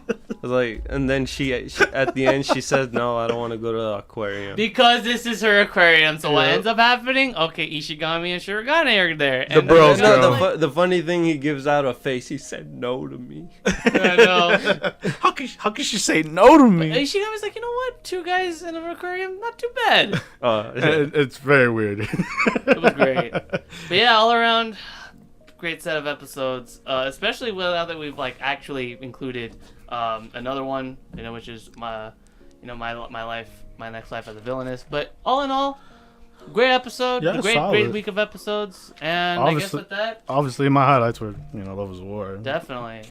Episode 7 was probably my favorite. Definitely. And I guess all in all, we've got to wrap things up. So this has been the Anime Squad podcast. My name is Robbie. And this is Omar. And this is David. And don't forget to like the video, comment the video, and subscribe to our channel if you want to see more videos like this one. See you guys later. Bye, guys. Later. Bye.